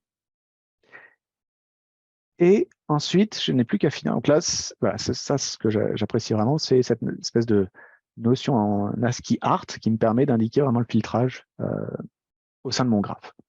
Donc, je peux rajouter, c'est pas cantonné à un seul, hein, je peux mettre virgule et d'autres pour vraiment mapper sur un graphe bien défini où je peux rajouter une flèche et utiliser un autre type de connexion. Ensuite, j'indique les colonnes dont je vais avoir besoin sorties de l'opérateur GraphTable, donc pour par exemple mon requêtage. Et ici, je dis que voilà, je vais avoir besoin de l'ID de V2 et aussi du solde, finalement, du transfert final. Et cette requête-là, finalement, ce qui va être intéressant, donc là, j'ai repris juste un tout petit peu simplifié, mais trouver le compte source où il existe 1 à 3 sauts par rapport à la destination. Voilà, comparer à gauche, à droite. Et donc, en termes de simplification, d'utilisabilité, de maintenance de la requête et de performance aussi, on est sur d'autres voilà, d'autres ordres, en fait. On va fournir également, donc, on va faire évoluer les outils pour gérer ce nouveau type de graphe, donc plutôt en mode visuel, qui va rester compatible avec l'ancien modèle PageQL, pour ceux qui l'utilisent déjà. Et donc, SQL PageQ, ça va vraiment être voilà, faire des requêtes sur des données en graphe directement en SQL. Donc, avec les drivers classiques, avec les outils qui supportent l'SQL, donc SQL Developer, SQLCL, etc. Pour résumer rapidement, donc, on offre ces nouvelles façons de supporter des requêtes natives en graphe. C'est issu d'un long travail au sein du standard ISO SQL. Donc, c'est vraiment tout neuf. Hein. Donc, Oracle, c'est la première base commerciale à implémenter, fournir ce type de fonctionnalités-là. On ne duplique pas les données. On peut travailler sur des données live de type transactionnel production. Et donc voilà, donc je vous invite à essayer. Il y a des live labs qui vont apparaître aussi très prochainement. Et donc on peut combiner les graphes aussi avec des données JSON si on le souhaite, avec certaines fonctionnalités qu'on a vues un peu comme la dot notation par exemple tout à l'heure. Voilà, propriété graph, hyper sympa, quelque chose de très nouveau et sans avoir besoin toujours en simplifiant les architectures, un seul moteur de base de données. On continue sur les aspects de simplification du SQL. Ça, c'est une des fonctionnalités que j'adore. C'est, on va pas dire que c'est la seule qui voudrait vous pousser à faire à passer en 23C, mais voilà, pouvoir enfin faire des group by par alias. Donc, si vous regardez en fait ce que ça veut dire ici, jusqu'à aujourd'hui, jusqu'en 21C, il faudrait mettre à la place du ST ici, qui est l'alias, il faudrait mettre le group by subst state 1,2. Ou pareil dans la clause having, il faudrait mettre having sum total, etc. Donc là, en fait, group by alias, c'est vraiment appréciable, qui plus est sur des requêtes plus complexes, bien sûr, ou des expressions aussi beaucoup plus complexes. Group by position, ça va être disponible au travers d'un paramètre qui est désactivé par défaut. Je vous l'indique ici pour ceux qui cherchent. Tout simplement parce qu'on n'a pas envie forcément, et alors nous, mais aussi nos clients, de retrouver ce genre de nomenclature pour les group by en production. Voilà. Donc après, c'est selon. La possibilité est offerte, sachez juste qu'il existe un paramètre quand il s'agit des group by position. Également, disponible en 23C, cette capacité à faire enfin des agrégats sur des données de type intervalle. Donc là, une requête ici où on va aller chercher dans la table des jobs internes que vous avez pu scheduler dans la base de données Oracle qu'on avait vue. La vue qui exprime la quantité de CP utilisée, la colonne est de type intervalle. Et donc, cette requête-là ne fonctionne pas enfin, en tout cas, il y a des artifices SQL qui a utilisé jusqu'en 21C. En 23C, vous pouvez faire très simplement cette requête-là qui va ici faire la somme des durées CP utilisées pour les jobs si les jobs ont pris plus de 5 minutes. Enfin, oui, le total. Donc appréciable aussi. On rajoute également, donc on repousse la limite du nombre de colonnes par table, qui est de 1000 jusqu'à présent, donc ça va passer à 4096. Donc on a des cas d'usage, hein, typiquement dans le machine learning, avec tout un tas d'attributs. D'après les estimations, on est quand même plus performant à utiliser ce genre de mécanisme-là plutôt que d'utiliser directement les documents de JSON. Donc après, on peut combiner les deux. Hein, jusqu'à présent, avoir des colonnes de type JSON dans lesquelles on pouvait rajouter un certain nombre d'attributs, c'était l'approche qu'on voyait. Avec ça, on peut aller un peu plus loin et repousser du coup les limites. Donc, avoir les cas d'usage. En tout cas, il y a des industries, notamment les telcos par exemple, qui devraient apprécier ce genre de nouvelles fonctionnalités. Autre grosse fonctionnalité, le queuing au sein des bases Oracle. Alors, c'est pas quelque chose qu'on voit très souvent. En tout cas, faut savoir que ça existe, mais depuis très très nombreuses années, on a une technologie qui s'appelle Advanced Queuing, qui permet d'empiler des messages, de les dépiler, de les propager, de faire du publish and subscribe, et ce de manière transactionnelle. En 23C, on va voir qu'on évolue un petit peu. Qui plus est, dans le monde des microservices, on va voir que ça va être très, très, très, très, très utile. Et donc, la gestion d'événements asynchrones entre ces microservices-là est généralement utilisée via des technologies ou des plateformes de type Kafka, hyper connues, très scalables, etc. Ce qui se passe, c'est que néanmoins, la notion de gestion de données, enfin de la cohérence des données, la consistance des données, entre ces microservices-là peut être rendue très difficile pour plein de raisons. Des problèmes matériels, des problèmes de concurrence, de changement, de disaster recovery aussi, de restauration de backup, etc. Donc là, toutes ces choses-là peuvent être rendues très complexes et peuvent donner lieu à du rajout de code pour pouvoir gérer tous ces cas de figure qui peuvent être parfois problématiques à gérer. L'intérêt, en fait, l'un des intérêts des queues dans le monde Oracle, c'est cet aspect toujours acide et transactionnel.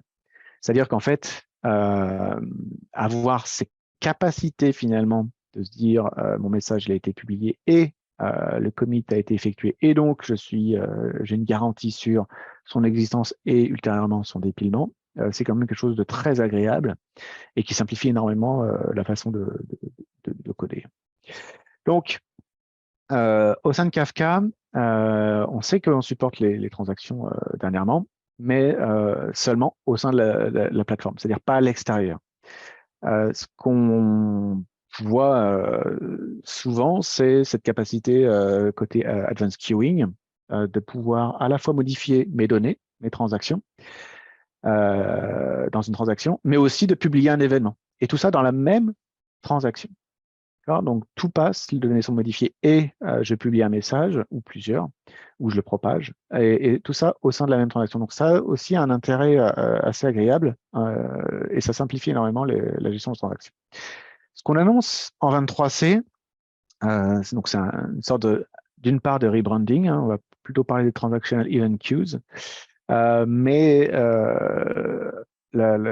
c'est vraiment concret les modifications qui ont lieu derrière, donc au sein du moteur. Énormément de changements. Donc on va parler de queuing memory, on va parler de mécanismes, enfin d'autres mécanismes en tout cas. Et donc, ce qu'on a rajouté également derrière, ça date depuis la 21C. En tout cas, c'est déjà disponible, mais ça va être quelque chose qu'on va voir juste après sur l'intégration avec Kafka notamment. Donc, qu'est-ce qu'elles offrent, ces Transactional Event Queues? Donc, pour ceux qui connaissent déjà le monde de Advanced Queuing, pas grand-chose de nouveau à part cette gestion de performance. Je peux consommer des événements de manière transactionnelle. Je peux les propager aussi, on va voir juste après des exemples. Mais surtout, on va pouvoir avoir cette garantie de voilà, exactly once semantic pour tout ce qui est création et publication de messages. Ça, c'est hyper important. L'ordering aussi peut être garanti à la publication par partition. On reste toujours sur ces notions-là. Étrangement, eh bien, ça scale énormément. 1 million de messages par seconde. Alors, il faut avoir juste un peu de CPU derrière, mais ça fonctionne très bien avec cette technologie-là. Et donc, en fait, coupler finalement des microservices via cette technologie, c'est quelque chose qui se fait de manière assez simple. On supporte différentes API, c'est compatible avec les API REST, on est compatible JMS et tous les langages aujourd'hui supportent les Transactional Event Queue.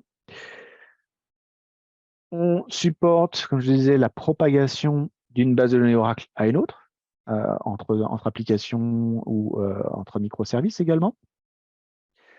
On va aussi être compatible Kafka, d'une part au travers des connecteurs, mais aussi on va pouvoir directement, donc là c'est la démo que je vais vous faire juste après,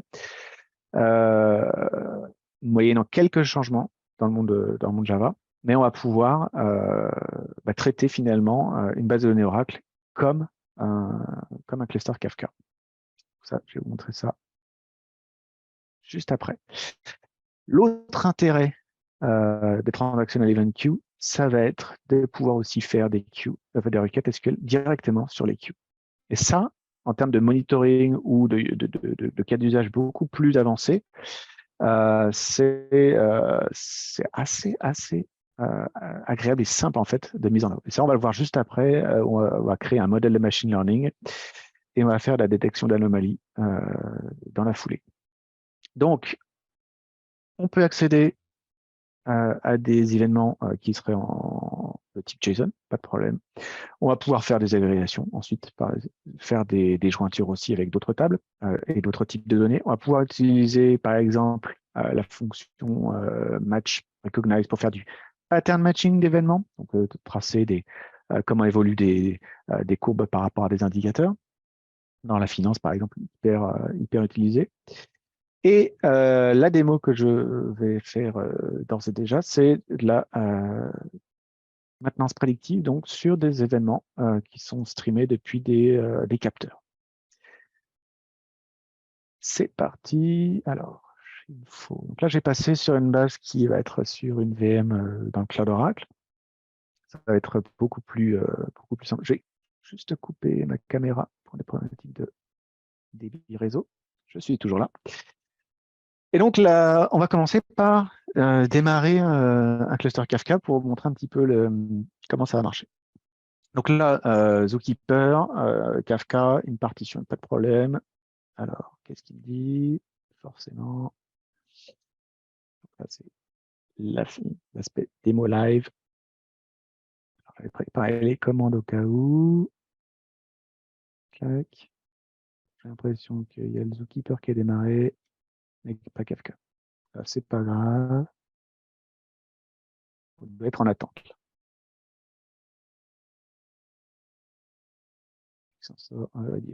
Ok.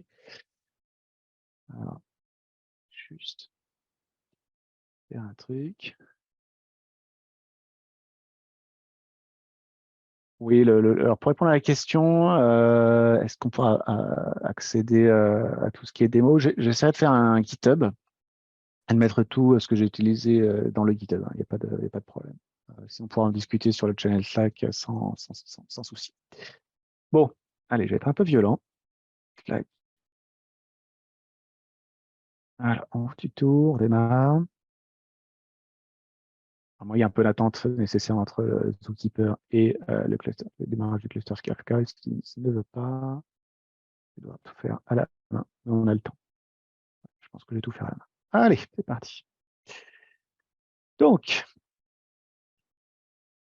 faire la 4 de start. Vous allez voir, c'est des commandes qui sont assez simples. Hop, je démarre Zookeeper. Il va prendre son temps. Ensuite, j'ai démarré Kafka. C'est bon. Peut-être que la topic existe. Qu'est-ce qu'il dit? Ah, j'adore ça. Je vais voir si... Bon, ça ne va pas empêcher d'avoir la démo sympa. C'était juste pour montrer que ça marchait. Donc là, j'ai publié. Il va dire qu'il va pas. Ouais, il connaît pas. Bon, écoutez, c'est pas grave. C'est pas grave. Ça n'empêche pas la. Bon, ça montrait juste que je pilotais que je pilotais un cluster Kafka et que je pouvais finalement ni plus ni moins que produire des événements par rapport à ce client ici. Donc là, j'ai une classe Java qui me permet ici de me connecter au cluster Kafka et d'envoyer des messages voilà, pour simuler mes capteurs. Donc les capteurs, finalement, ça va être quoi? Ça va être, on va avoir un ID, de la température et un taux d'humidité, puis un timestamp, voilà, vraiment très classique. Avec ici, c'est ce qui va être important, c'est les mesures classiques. Hein. Donc on va avoir une température qui va aussi entre 50 et 100, donc on est en degrés Fahrenheit, hein, je vous rassure. Mais également un taux d'humidité qui va aussi entre 20 et 80. Ça va être important. Ça va être important pour la suite. Ensuite, donc ce code-là, en fait, c'est vraiment le code classique Kafka avec, pour ceux qui connaissent, toutes les API et toutes les classes chargées. La partie intéressante, donc je vais vous montrer juste le code correspondant, en fait, c'est exactement celui-là. Et en fait, si on fait la différence, je vais vous faire la différence entre les deux, ça va être sur l'import des librairies et un peu de configuration. Je vais changer le port. Ici, donc là, la partie Oracle pure avec API Kafka compatible, on voit qu'on a utilisé d'autres packages. Et puis, un peu plus de configuration pour aller indiquer tout ce qui est user, mot de passe de la base de données et comment s'y connecter. Et sinon, tout le code de génération ensuite, ici, va être le même. Donc, ce que je vais faire maintenant, c'est que je vais démarrer alors, ma base de données d'une part. Donc là, je repasse sur ici. Pour ça. Donc là, je suis connecté en développeur. Je regarde le nom, les tables. Il n'y a pas de table dans mon schéma. Un peu plus gros, voilà. Et ce que je vais faire, c'est déjà, je vais créer une transactionnelle event queue. Donc cette queue-là, elle va avoir 5 partitions. Elle va s'appeler sans source et elle va avoir une rétention d'une journée. Donc, mes messages, ils vont commencer à être supprimés après une journée. Si je reliste les tables, on va voir qu'on en a d'autres. Donc, vous voyez qu'il y a non seulement une table sans source et d'autres internes qui sont utilisés par le moteur transactionnel event queue. Et vous voyez ici toute la liste de colonnes en fait qu'on va pouvoir utiliser pour ma queue. Donc, dès que j'ai rempli un message, on va voir qu'il y a des choses qui vont se faire, qui vont apparaître ici. Voilà. Donc là, aucun message. Ce que je vais faire, c'est que en fait, les messages donc, sont de type JMS dans le monde Java. Donc, ça, c'est pas l'intégration va se faire comme ça. Et donc, je vais très rapidement créer une fonction en PLSQL qui va me permettre quelque chose d'assez sympa, c'est d'aller justement regarder le contenu de mes deux colonnes et de décoder finalement en PLSQL la sérialisation des messages JMS. C'est un peu complexe, le code sera dispo, une fois qu'on a compris comment ça fonctionne, c'est hyper simple. Alors, non, sans plus attendre, qu'est-ce qui nous manque? Il nous manque des messages. Donc, je vais exécuter les messages. Donc, ce que j'ai fait en PLSQL, la création de la transaction event queue, il y a aussi la façon Java de le faire, ou créer de la même manière. Donc là, je ne mets pas de comment ça s'appelle, de rétention, donc ça veut dire que par défaut, c'est 7 jours. 5 partitions, toujours sans source. Donc ça, c'est exactement la même chose à la rétention près. Donc ensuite, je vais produire des messages. Donc, alors on est sur Sentiment Tech, voilà. Je lance le programme. Donc il se connecte et il commence à envoyer des messages. Là, il génère. Et ce qu'on peut voir ici, c'est que le nombre de messages augmente. À peu près 1 par seconde envoyé. Donc ça, c'est une chose OK. Donc si je fais ensuite requête, donc on voit ici que voilà, l'encodage des messages, il n'est pas hyper convivial pour l'instant. Et donc, si j'utilise ma fonction maintenant, je vais copier-coller les requêtes qui vont bien. Donc là, je vais récupérer depuis ma table sans source, donc elle est là un peu coupée, hein, sans source ici, sous forme de document JSON. J'utilise ma fameuse fonction qui va aller regarder à la fois dans les 2 colonnes pour me récupérer les données JSON, mais aussi donc l'ID du message, quand est-ce que je l'ai empilé, et ça va m'afficher les données et le document et le timestamp. Pardon. Je ne prends que les 10 dernières minutes de données. Je vais faire un order by le timestamp. Je ne fetch que les 4 plus récents documents. Donc, on a bien les documents qui sont ici. Voilà, on va retrouver 1, 2, 3 et 4. Voilà. Donc là, première phase, déjà, j'arrive à faire du SQL sur des données qui sont en train d'être streamées. Hein. On voit les timestamps ici. Hein, tout ça, ça bouge là. 23, 24. Voilà. Qu'est-ce que je peux faire de plus? Ben là, je vais pouvoir faire, par exemple, de l'agrégation. Donc, c'est là qu'on va apprécier notamment ce fameux groupe by G, donc groupe by alias. Donc, tout ça, je n'ai pas à le réécrire. Hyper plus simple. La clé ici, ça va être la clé, ça va être le nom du capteur, en fait. Et donc, pour le capteur S01, voilà, ça fait à peu près, là, je fais un agrégat par minute. Donc, ça fait 3 minutes que ça tourne, et j'ai ici température mine par minute, la moyenne, le max, et le nombre de mesures effectuées d'événements. Et j'ai 10 capteurs de S01 à S10. Donc voilà, hyper simple. Si je fais ça, je peux faire également, donc, dernière nouveauté de SQLCL, je peux faire répéter ma requête, et là ça monitor toutes les 3 secondes, ça va effectuer 1000 requêtes. On voit pas parce que l'écran est un peu petit.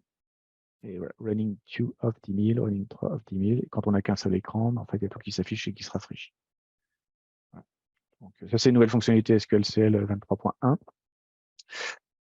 Et donc, je vous disais, donc là ça ne s'arrête pas. Donc, on voit déjà quoi. Donc, j'ai une queue avec 5 partitions. Je m'interface, donc je publie avec une API Kafka. Je vais voir que je peux également la dépiler, hein, la consumer. Hop. Donc cette fois-ci, je vais dépiler mes messages et les afficher. Je la fasse connect et ça dépile. Hop, ça dépile, ça dépile, ça dépile. Voilà. Les messages restent, hein, dans la queue à cause de la rétention. C'est ce qui me permet de faire mes fameuses requêtes SQL sans problème. Et donc, ce que je disais, c'est qu'une fois qu'on a ça, qu'est-ce qu'on peut faire? Donc, données empilées dans une queue, compatible Kafka, client avec du code Kafka par la configuration. J'analyse les données qui sont à l'intérieur, qui sont des documents JSON, sans problème. Je peux accéder à tous les champs. Je peux faire des agrégats dessus. Qu'est-ce qui manque un peu d'intéressant et qu'on a disponible dans le moteur Oracle? Eh bien, ça va être le machine learning. Donc, le machine learning, pareil, c'est quelque chose qui existe depuis au moins une vingtaine d'années. Et qu'on a de disponible au travers de tout ce qui est des BMS Data Mining, donc le package PLSQL. Si on regarde comment on va faire, je vais prendre un peu de code, et je vais prendre juste le temps je vais vous expliquer. Donc, ce que l'on va faire, c'est qu'on va déjà, donc, pour faire du machine learning, il y a deux grandes phases. Un, je crée mon modèle, je l'entraîne avec des données. Et deuxième phase, là où on est plus en production, généralement, je vais faire ce qu'on appelle du scoring. Et donc là, je vais confronter des nouvelles données aux modèles qui ont été créés. Donc, je crée ma table de paramétrage pour mon algorithme. Donc, j'ai pas mal d'algos qui sont disponibles. Là, je vais en choisir un qui est disponible depuis la 21C, donc qui est complètement compatible 23C et que vous avez disponible dans cette 23C free. Et je vais le paramétrer. Donc, je vais prendre juste un tout petit peu le temps. Donc, le paramétrage, c'est par algo, on a différentes propriétés. Donc là, je vais choisir l'algorithme qui s'appelle M7SPRT.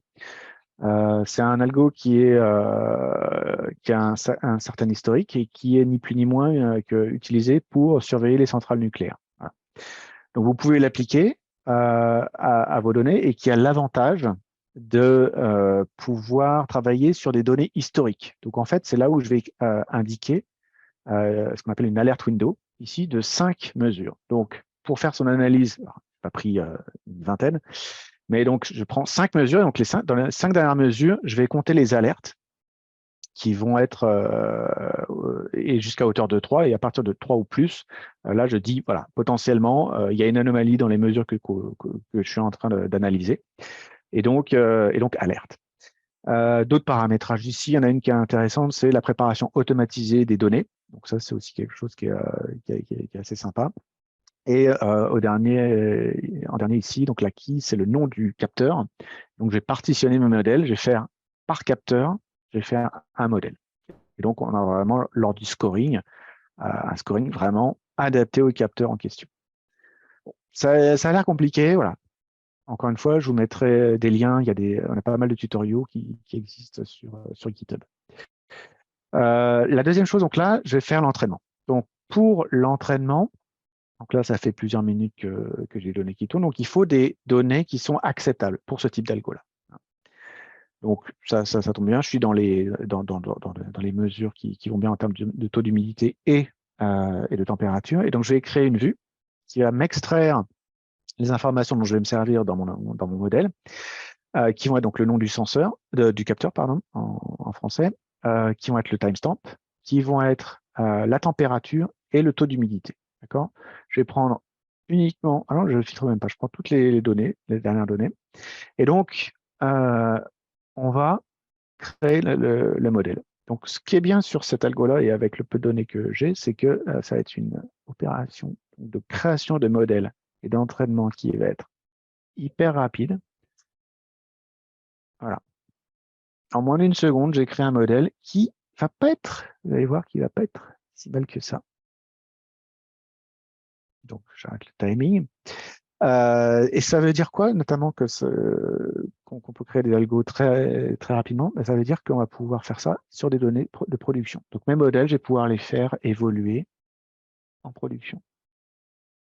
Et pour ceux qui se posent la question, oui, on a des clients qui font ça pour pouvoir s'adapter vraiment aux dernières données, avec plus d'historique, etc., etc. Et ensuite, eh bien, la dernière opération, ça va être de faire du scoring. Donc, si on regarde la requête de scoring, elle est un peu plus complexe. Notamment, elle va utiliser des fonctions ici de prédiction et prédiction probability qui utilisent le modèle qu'on vient juste de créer. Étoile ici, ça va être les noms des colonnes utilisées. Donc, on va utiliser enquTime, time ID, température, humidity. Et tout ça, ça va matcher en fait avec les attributs du modèle.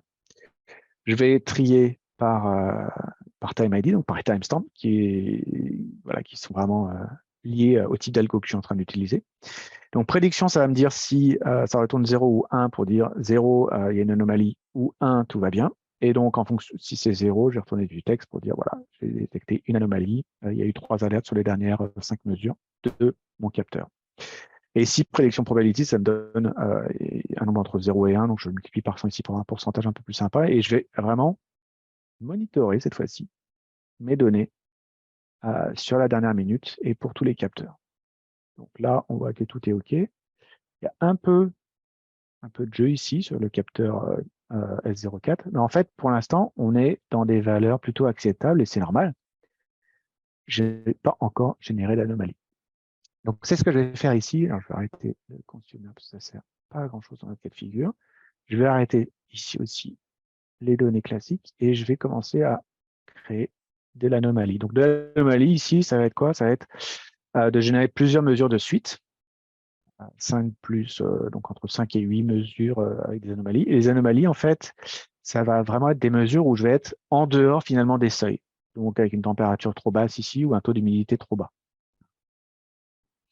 Donc je lance le générateur d'anomalies et ensuite on va voir comment va se comporter notre modèle et le scoring associé. On va lui laisser un petit peu de temps.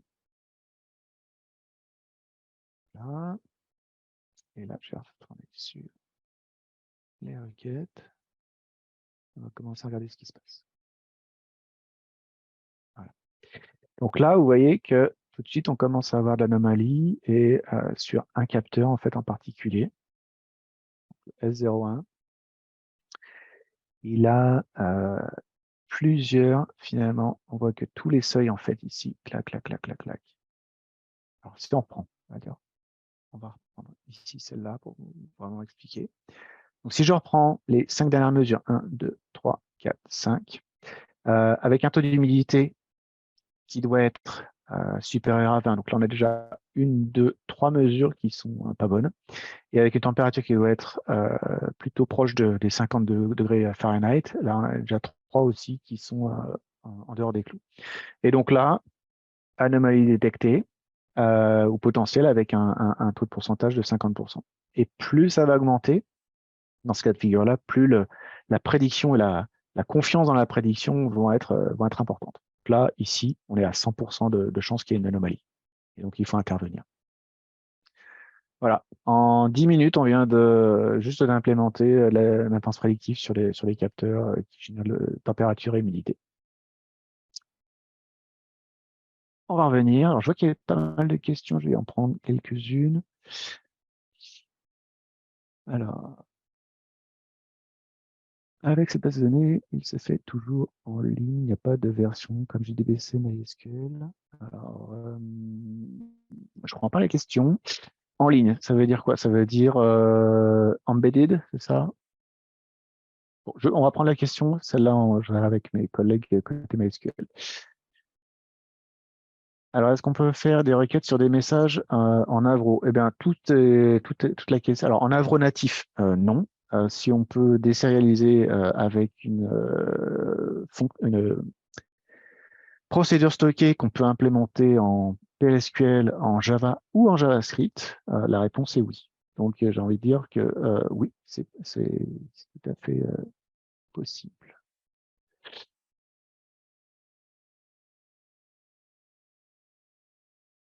Alors, je lis, hein, GMSQ n'a pas été mise à jour depuis longtemps et toujours la version GMS 1. Est-ce qu'il est prévu de mettre aussi à jour avec toutes ces nouveautés techniques? Alors, bonne question sur le support de l'API JMS. Quand on est à du 1.1, eh bien, je prends le point. On va regarder ça et on répondra en live sur le channel Slack. Quels sont les avantages d'utiliser Oracle Database que MySQL? Eh bien, écoute, et on commence à avoir un peu de réponses voilà, sur toutes les fonctionnalités qui existent au sein du moteur. On va voir du machine learning, on va voir du queuing, simplification. Bon, il y a pas mal d'avantages. Maintenant, MySQL a aussi ses forces et faiblesses. Et vous aurez un aperçu de ça juste la session d'après, cet après-midi.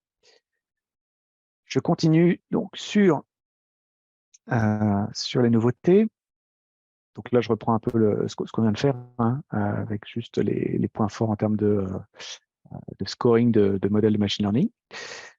Prédiction probabilité, il y a tout un tas d'autres fonctionnalités, fonctions SQL pour faire le scoring et aider à comprendre les données retournées. Et il y a énormément d'autres types d'algorithmes qui sont disponibles nativement dans la base de données. Donc, je vous invite à aller regarder soit la documentation, soit les liens avec les exemples sur GitHub qu'on mettra tout à l'heure. Sur le nouveauté SQL, on continue avec ici tout ce qui est gestion des privilèges au niveau schéma. Donc là, en fait, c'est une fonctionnalité qui simplifie énormément la gestion des privilèges. Où ici, voilà, en une commande, on va pouvoir donner l'accès en select sur toutes les tables du schéma sales à l'utilisateur Scott.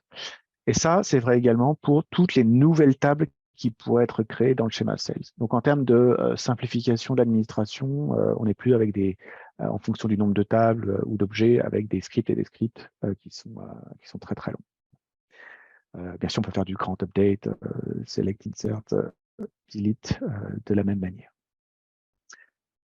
Le type de données booléen. Alors ça, c'est une autre grosse nouveauté en 23C. On va vraiment avoir un type natif, j'ai envie de dire enfin, ce qui va permettre de voir des requêtes de cet ordre-là. Ici, actif peut être true ou false. Donc, en filtrant par true ou false, eh bien, on pourra avoir des requêtes avec simplification de ce genre d'écriture ou des opérateurs logiques, comme je mets ici, where true and not boolean colon, par exemple.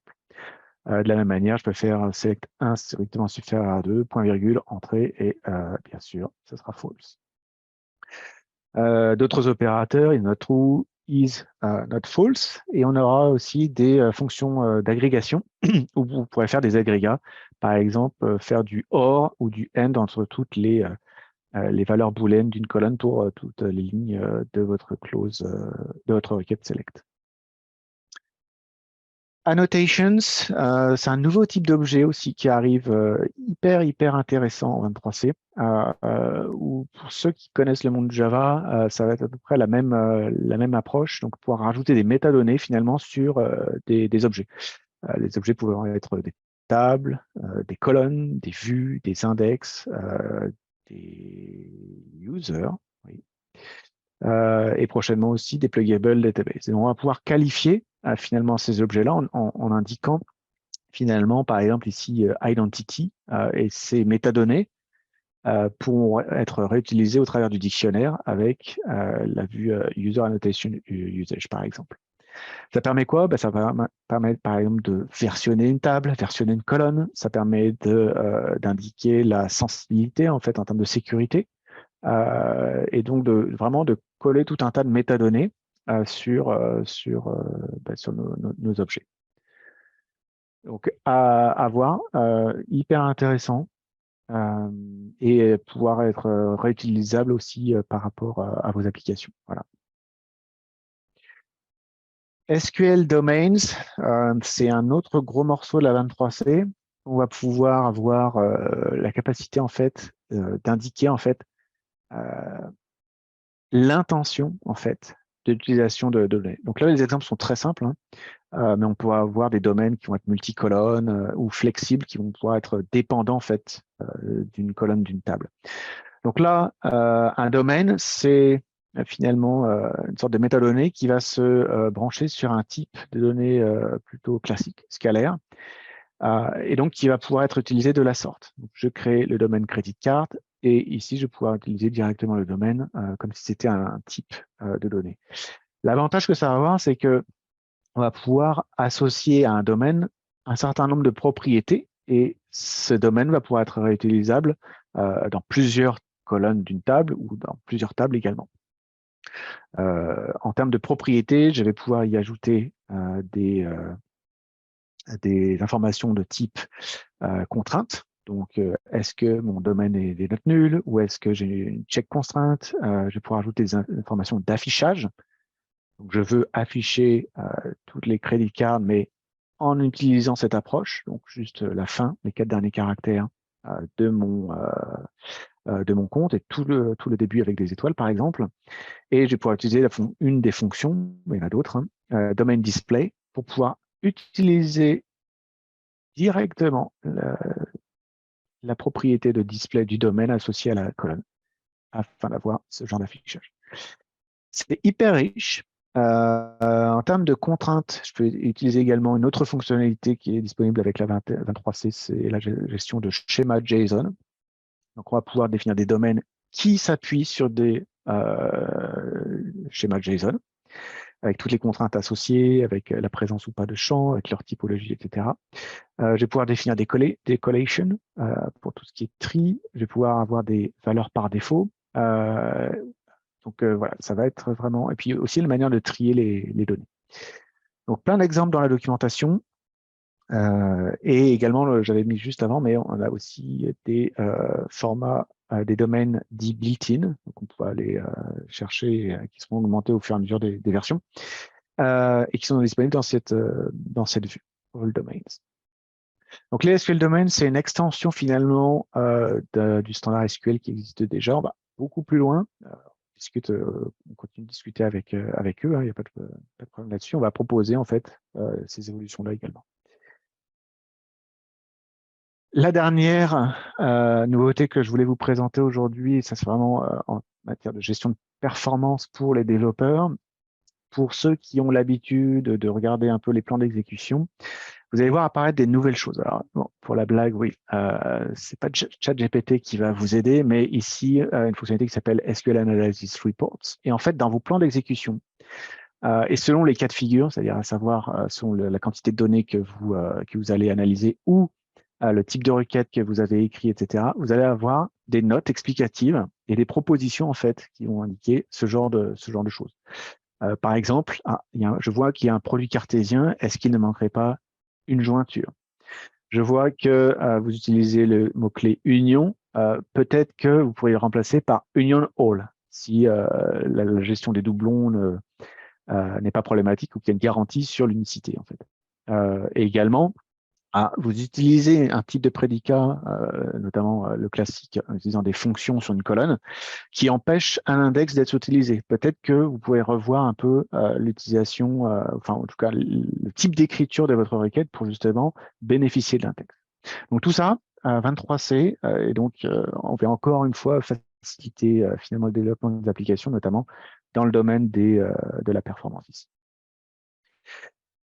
Voilà, j'arrive bientôt au bout de ces 2 heures. On a vu énormément de choses. On n'a pas tout vu. Sujet majeur cependant. Mais la 23C, donc si vous voulez commencer et accéder à la version Free Developer Release, vous pouvez d'ores et déjà utiliser cette ligne de commande. Regardez la documentation, allez sur le site communautaire pour le support, pour poser vos questions, faire vos remarques, si vous détectez des bugs, qu'on puisse les corriger pour la version GA. Et puis, il y a encore énormément de choses à découvrir. Donc, j'ai un peu évoqué les schémas JSON, mais c'est une grosse nouveauté. On a les log-free column value reservations. Donc là, ça va être faire des updates beaucoup plus scalable, sans locking dédié des lignes. On a plein en termes de machine learning, on a des nouveaux algorithmes sur tout ce qui est analyse textuelle, avec du XGBoost aussi, qui sont enfin mis à disposition dans la base de données. On a un transpiler PLSQL SQL pour accélérer encore plus les fonctions PLSQL au sein du langage, au sein du moteur SQL. Énormément de choses côté message d'erreur. Donc vous verrez, ça va arriver très prochainement sur le portail de documentation, mais pour ceux qui ont l'habitude d'aller voir les messages d'erreur, vous allez voir énormément de choses qui ont été rajoutées. Les messages sont plus explicites, peuvent tout de suite donner lieu à aller fixer vous-même les problématiques. On va avoir aussi une partie troubleshooting où vous allez avoir carrément des requêtes SQL pour analyser les problématiques si vous voulez aller un petit peu plus loin. Également des choses à attendre sur les tables de type blockchain.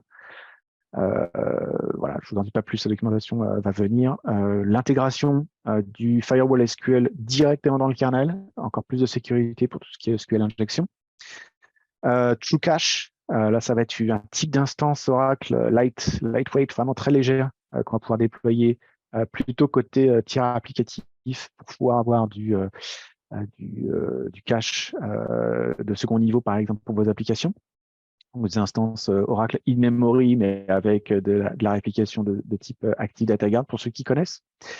Énormément d'automatisation, par exemple la définition de tout ce qui est meta-analysis automatisé, énormément de choses sur tout ce qui est calcul de statistiques couplé à du machine learning pour avoir du calcul en temps réel, des bonnes statistiques au bon moment, et voilà, j'en passe des meilleurs. Mais il y a vraiment énormément de choses à voir. Également, qui passe en 23C version ORDS, qui a une session cet après-midi. Apex également version 23C qui a été annoncée dernièrement. Et puis SQLCL aussi en version 23C. Donc, énormément de choses à voir. Il me reste quelques minutes. Je regarde les questions. Ah, je vais remettre hop, tête. Je vais en prendre quelques-unes. Alors, on a quoi? On a est-ce qu'il existe des nouveautés en 23C sur les queries récursives? C'est une excellente question, Hachemi. Excellente question. Et pour les requêtes récursives, je vous invite franchement à regarder ce qu'on a vu sur tout ce qui est graphe de propriété, parce que ça va aider notamment sur ces aspects-là. En tout cas, en tout cas, c'est ce que j'ai pu constater. Les connect by, tout ça en version property graph, franchement, c'est quelque chose qu'il faut creuser. Est-ce qu'Oracle Database est disponible avec Spring? J'imagine, est-ce que c'est compatible avec Spring Framework? Totalement. Et j'en profite aussi pour vous indiquer qu'on travaille avec les équipes du framework Spring Data et autres, pour offrir finalement pour offrir une approche de back-end as a service dédiée sur Spring. Donc, plus d'intégration, des exemples, etc. Ça arrive très, très prochainement. Le lien new features point sur la version. Oui, pas de problème. On va corriger ça pour le lien. Merci. Donc il y a un lien dédié sur les nouveautés de la 23. Il n'y a pas de problème là-dessus. Faut-il utiliser une API particulière de Java pour interagir avec la transactionnelle EventQ? Oui. Alors, je peux vous montrer ça rapidement parce que c'est donc j'ai le fameux POM. Je vais l'arrêter. Le fameux POM. Donc, je le mettrai je le lisais dans un repo GitHub, mais voilà, c'est tout ce qui est logging. Donc, on a ici, c'est Kafka pour le classique, hein, j'ai envie de dire, et pour Oracle Kafka, voilà, on est là-dessus. Vraiment tout simple. Tout simple, tout simple. Voilà. Est-ce que vous avez d'autres questions? Il reste 6 minutes. Il n'y a pas de problème pour moi. Alors, Mohamed, est-ce qu'il y a une différence particulière entre SQL Firewall et Database Firewall? Ça va se ressembler beaucoup. D'accord. Je n'ai pas de creuser le sujet, mais je sais qu'il y a pas mal de choses qui ont été évoquées sur le forum communautaire notamment. Donc, vous aurez des informations, des exemples, mais aussi surtout, vous aurez les product managers directement qui monitorent, qui sont là pour poser, pour répondre aux questions détaillées sur n'importe quel sujet en tout cas. Alors, ça, j'ai répondu en live.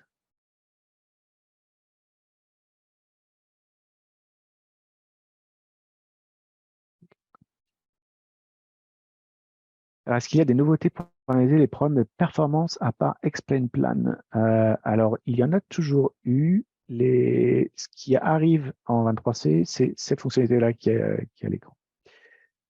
Si je peux juste mettre Real-time SQL Plan Management. Donc déjà, SQL Plan Management, c'était pas mal. Là, on va passer sur du temps réel. Donc, on va vraiment avoir des choses qui vont s'appliquer automatiquement. Maintenant, sur les problèmes de performance à part Explain Plan, je réfléchis. Mais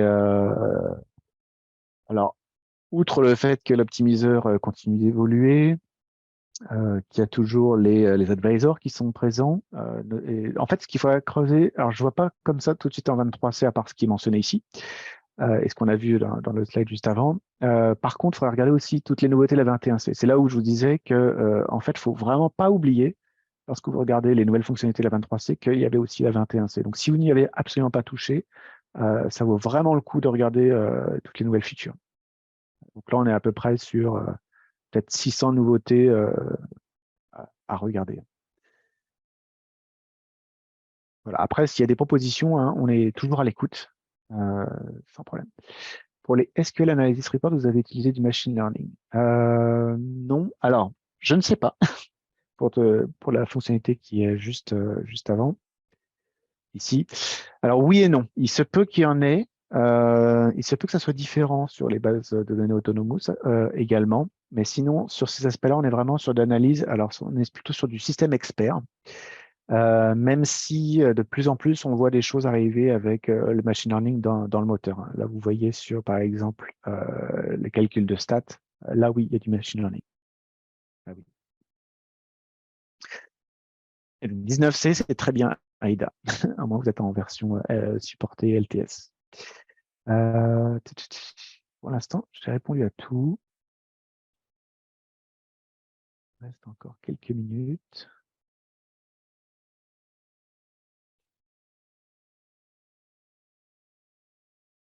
Alors, une bonne question pour Mohamed. MySQL ou Oracle, j'ai envie de dire l'un ou l'autre, peu importe, ça dépend vraiment des cas d'usage, du code applicatif, des compétences. On n'est pas sectaire, hein, loin, loin de là cette idée à avoir, mais MySQL a énormément de choses à offrir d'ailleurs. Enfin, Olivier va vous parler de tout ça. Moi, j'adore HeatWave. Pour la petite histoire, HeatWave, donc c'est le moteur analytique de MySQL, qui initialement était prévu pour Oracle. Initialement, il était designé et développé pour la base Oracle, et puis finalement, ben, on a autre chose. Donc, on a tout ce qui est in-memory, column store, on a Exadata, donc on n'a pas forcément besoin. Et puis MySQL avait un vrai besoin de ce côté-là. Donc, moi, je suis ravi d'avoir HeatWave en face, et puis on est bon. On reste dans le monde de l'open source. Voilà. Ça dépend vraiment des appétences, j'ai envie de dire, des besoins. Voilà. C'est pour quand on ne peut pas voir la sortie 23. C'est en OCI. Excellente question, Hachemi. Alors, moi, tout ce que je peux vous dire, c'est que d'ici les 12 prochains mois, ça sera dispo. Voilà. Je ne peux pas vous en dire plus en termes de date. Allez-vous supporter le Create Assertion? Je viens un petit peu de détails là-dessus. Create Assertion.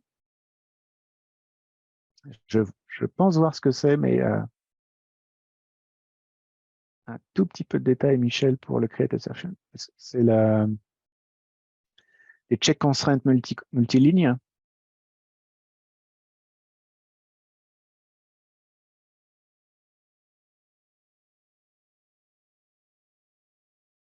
Ok, je regarderai.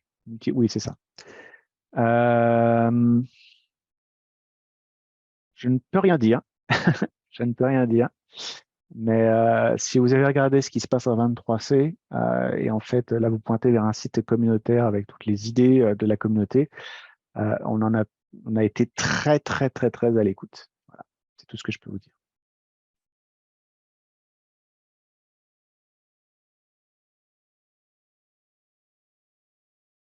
Alors, pour les types de compatibilité, migration MySQL vers Oracle, je veux bien un peu plus d'infos à l'occasion sur Slack ou sur le forum. L'apparition du nouveau type booléen et l'héritage Java21 avec le type native JSON devrait normalement aider. Ensuite, s'il y a des questions vraiment très particulières, encore une fois, je veux bien des détails sur le channel Slack ou sur le forum 23C par exemple. Alors, excellente question, Bernard. Sur la migration directe à partir de la 19C PDB, aussi direct à partir de la 19C single instance ou pas. Alors, je vous recommande de regarder Auto Upgrade. Donc, c'est un outil gratuit qui permet de faciliter ce genre de choses. Je rappelle que à partir de la 23C, l'architecture non-container database n'est plus disponible. D'accord. Donc, 19C, c'était la dernière version. Donc oui, ça doit gérer auto-upgrade ces aspects-là. Maintenant, s'il y a un besoin particulier, je peux faire appel à des personnes telles que Mike Dietrich, que vous connaissez peut-être. C'est des difficultés. Je sais qu'il est donc lui, il intervient. C'est un collègue qui travaille en Allemagne et qui intervient énormément sur ces aspects d'upgrade. Et je sais que le bêta programme de la 23C a montré que voilà, les facilités justement de passer d'un monde non-container database à PDB à 19C ou 21C directement à 23C, il y a des beaux résultats avec cet outil auto-upgrade.